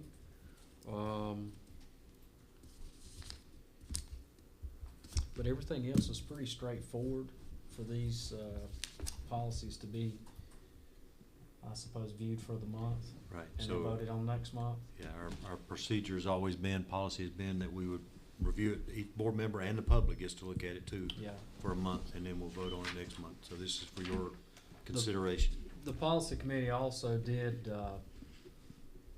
go with the suggestion to add the code of ethics for school board members. Regardless whether policies expressly require compliance or not, that we still would follow that. And to be honest with you, we, on the committee, felt like we didn't know why it was there, wasn't there already, so. Right. Okay, any questions, comments? All right, then we will put it out there for 30-day review by the board and by the public, and we will have it on the agenda for next month, and hopefully we'll get to it before 9:30. Budget amendments, Audra's not here, but we have 1, 2, 3, 4. Let me just, Audra's at the North Carolina School Business Officers meeting. It's today and tomorrow, so that's why she's not at the meeting tonight. She is at work, just meeting with other finance officers across the state, getting updates on the fund. She did confirm the 200,000 on pre-K, the number that, excuse me, Ms. Flippin discussed. She also was getting some updates on Fund 8 and the potential for other entities to try to go after those Fund 8 funds. So more to come on that at our budget retreat, that, and possibly on our visit to Raleigh, that we need to make our legislators aware of those Fund 8. The monies in Fund 8 need to remain in Fund 8. Which is one of our reviews for tonight. That's exactly right. Okay. So as usual, and again, help me here, if you, we're showing increase, I see the increase for the HOPE grant. On revenue side, everything else is moving it where we can. We're authorized to move it, but showing income that's being allocated to us through other programs. Okay. Yeah, I think you'll see most of these are small, minor changes. There may be a fund that comes in, a grant that may come in. Audra's doing a really good job of keeping up with this on a month-to-month basis, and so as you can kind of follow the programs and you see the budget amendments happening the very next month, or you can follow the announcements on various pieces. An example of that is Fund 4, a capital outlay fund transfer of $28. So she is staying on top of it to make sure we're legal and we don't have another finding for next year. It's gonna make the closeout in June so much easier. Okay, I'd make a motion to approve the budget amendment. Oh, Under, let's see, where's it at? 4490.626 is a shack grant. What is that? SHAC is our Student Health Advisory Council, so we're required to have a SHAC group, and Jody is the leader of that group. But we get some funds, some state funds, to do various health initiatives across our school. Dr. Danley, do you have the details on the SHAC grant? I know a little bit. All right, Yeah, a Kevin. little bit more. There's $60,000, and we've used part of that. You pay, and then they reimburse you, whatever. So we did the Mad Dash, and the scoring system for the Mad Dash cost $1,800 or something like that. Grow Strong, I'm sorry. Grow Strong, the Grow Strong race. So we used part of the grant money for that to pay for that. For a So- commercial timing system. Yeah, commercial. We are ordering walkie-talkies out of that. You can get equipment, so it's time to get some more walkie-talkies for our school buildings and stuff, emergencies and different things. We could use the SHAC money for that. So that's part of the stuff that's budgeted. Some is things we bring in, we'll seek reimbursement for that. Okay. We had a committee on that, didn't we, the board member that Yes. was on the committee with. Mr. Hutchins, you wanna apply for that? What's that? Sit on that committee. I didn't hear. I said, we used to have a committee for that. SHAC money. SHAC. I said, maybe you'd like to serve on that committee. I made a motion to approve the budget amendments. Okay, have a motion to approve. Second, Mr. Hudson. You got them both? Kim? Second. We got second and third over here. All those in favor, please say aye. Aye. Any opposed, no. Thank you. And the last thing I show on here is the audit contract with Anderson, Smith, and White. Yep. Is that what you said? Okay. So board members, you have in front of you the contract for our audit firm. This is pretty much simple language. The fee, I think, is $34,000 at the end of the contract. This is the group that we've used for some time. They do the majority of all audits across the state of North Carolina, and then there, obviously you saw there's another letter there from an outside group basically saying that this group follows all the accounting standards, and it's a very reputable group. And I had asked this question that typically is about the rate we've been paying before. It is. Mine's not gone up that much. Okay, well, by law, we have to have one. So I guess it's just, we're good with them doing it? I think it did help us this year working with Audra to find an issue and help us correct it, or Audra corrected it before they found it. Anyway, they worked with us on it, so. Any preferences? Any questions? Need a motion? Yes. I believe that we accept the contract. Mr. Whitaker and Mr. Goldman's. All those in favor, please say aye. Aye. Any opposed, no. I Thank do you. have one question for us. How many schools did they audit this year? Like middle school, elementary, and high school? Oh, for us. Don't they figure out so many every year, or do they still do that? So that's a good question, Mr. Goins. I think, if I'm not mistaken, they audit about half of them fairly, they audit half one year, and then the next year they come back in and audit the other half. I mean, in a detailed format. Obviously, with 20 schools, they can't audit every single one of them at the same level. And then if we have a school that we have concerns about or a situation, then we ask them to look a little deeper into that particular school. And we obviously work closely with them to do so. They also work with us to train our finance officers at our schools, and obviously you've seen through personnel, we've had some turnover, and obviously there's a lot of training that goes and is involved in that. So we've tried to work with them to train our staff internally so they can be stronger, so we have stronger internal controls also. I know that was a question several years ago, how they did that, and how they picked schools and how many schools they did. Well, I'll be glad to follow up with Audra and get that information to the board and answer that question, but I believe it's half one year and half the next. Anything that's been in the report, I mean, I hate to Well, put some more work on you, work now. But that is, I mean, they have a fiduciary responsibility as an audit agency that they have to report that they find it, so, yeah. Well, yes. Yeah. Okay, anything, did we vote on that? We had a motion and a second, we did, okay. Yeah. All right, public comment, no public comment, board comments. Yeah, we got a public here, you're the only public left. How you doing, Raleigh? Good, good to see you. Fine young man right there. All right, board comments. Me first. Yes, sir, you have the floor. Well, my comment's gonna be, I'm gonna name my, employee of the month. To me, it's gonna be Miss Freeman, or she does so much to me. She keeps me straight. I'm just, give yourself a prize, and something else for me. We'll find you a I'm number. telling you, I appreciate, this is no joke. She's the best. She is the best.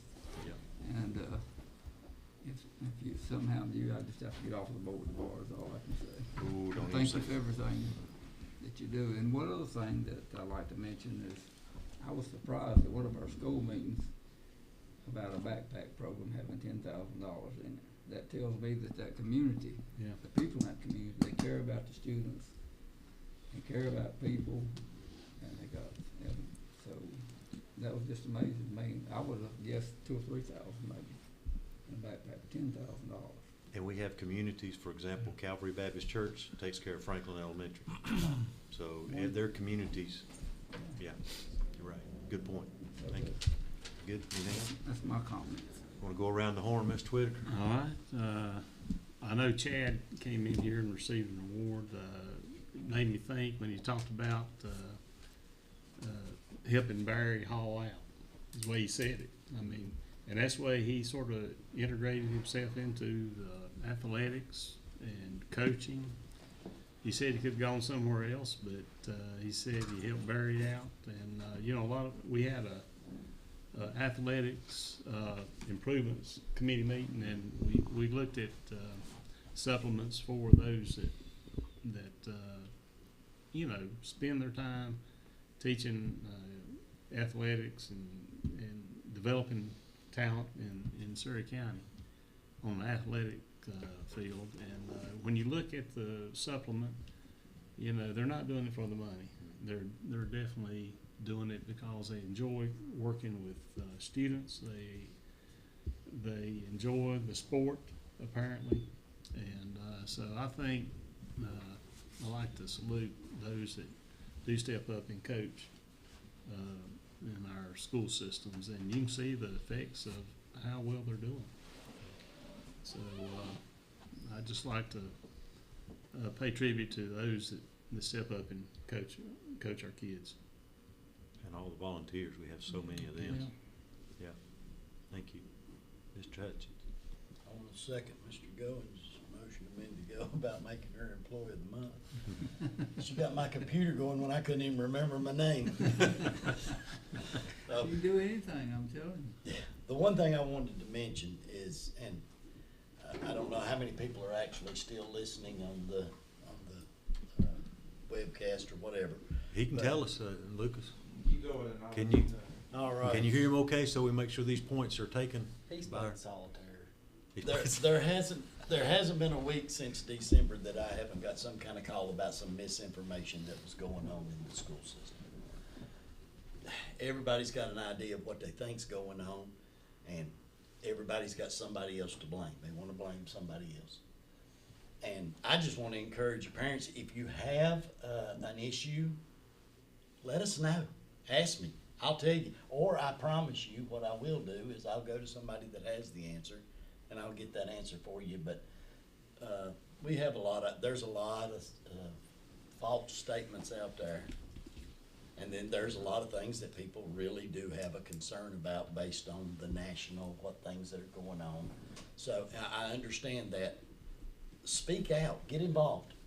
Because I'm thinking this is the third month that we've sat in here in this room and we haven't had a public speaker the whole time since December, January, February, here we are, third month. And I want to hear from you. I need to hear from you. I need to know what you need. Thank you. We currently have 19. 19 still on? That doesn't count us, does it? Okay, all right. All right, thank you. Mr. Bledsoe.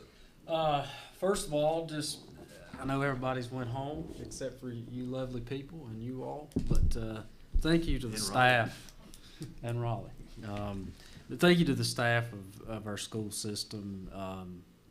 I continue to be amazed every month or every day that I interact with somebody, that the talent and the caliber that's in the school system, it amazes me. In the interest of time, I'm not going to go over all the things that we've done this month because we've talked about that, the different events and things that we've been at. You know, I think as you've seen tonight, we're not always going to agree, and that's a good thing. That's democracy in action, I think. You found that out tonight. I think that's a good thing, but I think we all do have the same common goal at the end, and that's to support our staff and our children in the school system. So I thank everybody for that. You know, the short time that we've been here, there's been a lot of research that's been done, the meetings that we've been to, and to the dismay of my family, a lot of telephone calls and, you know, spending a lot of time on the phone. But I've really enjoyed it thus far. And like Tony said, I would encourage people that if they think there's some information, ask the question. Ask the question. You know, let's all work together. I'd like to see us continue to be a transparent board, just like we have been thus far, and working together. And that's about it. Thank y'all so much. I'm hungry. Thank you. Yeah, me too. Supper time. Then I'm gonna be quick. The event's coming up this week, this month, Battle of the Books, February 23rd at Gentry at 11:30.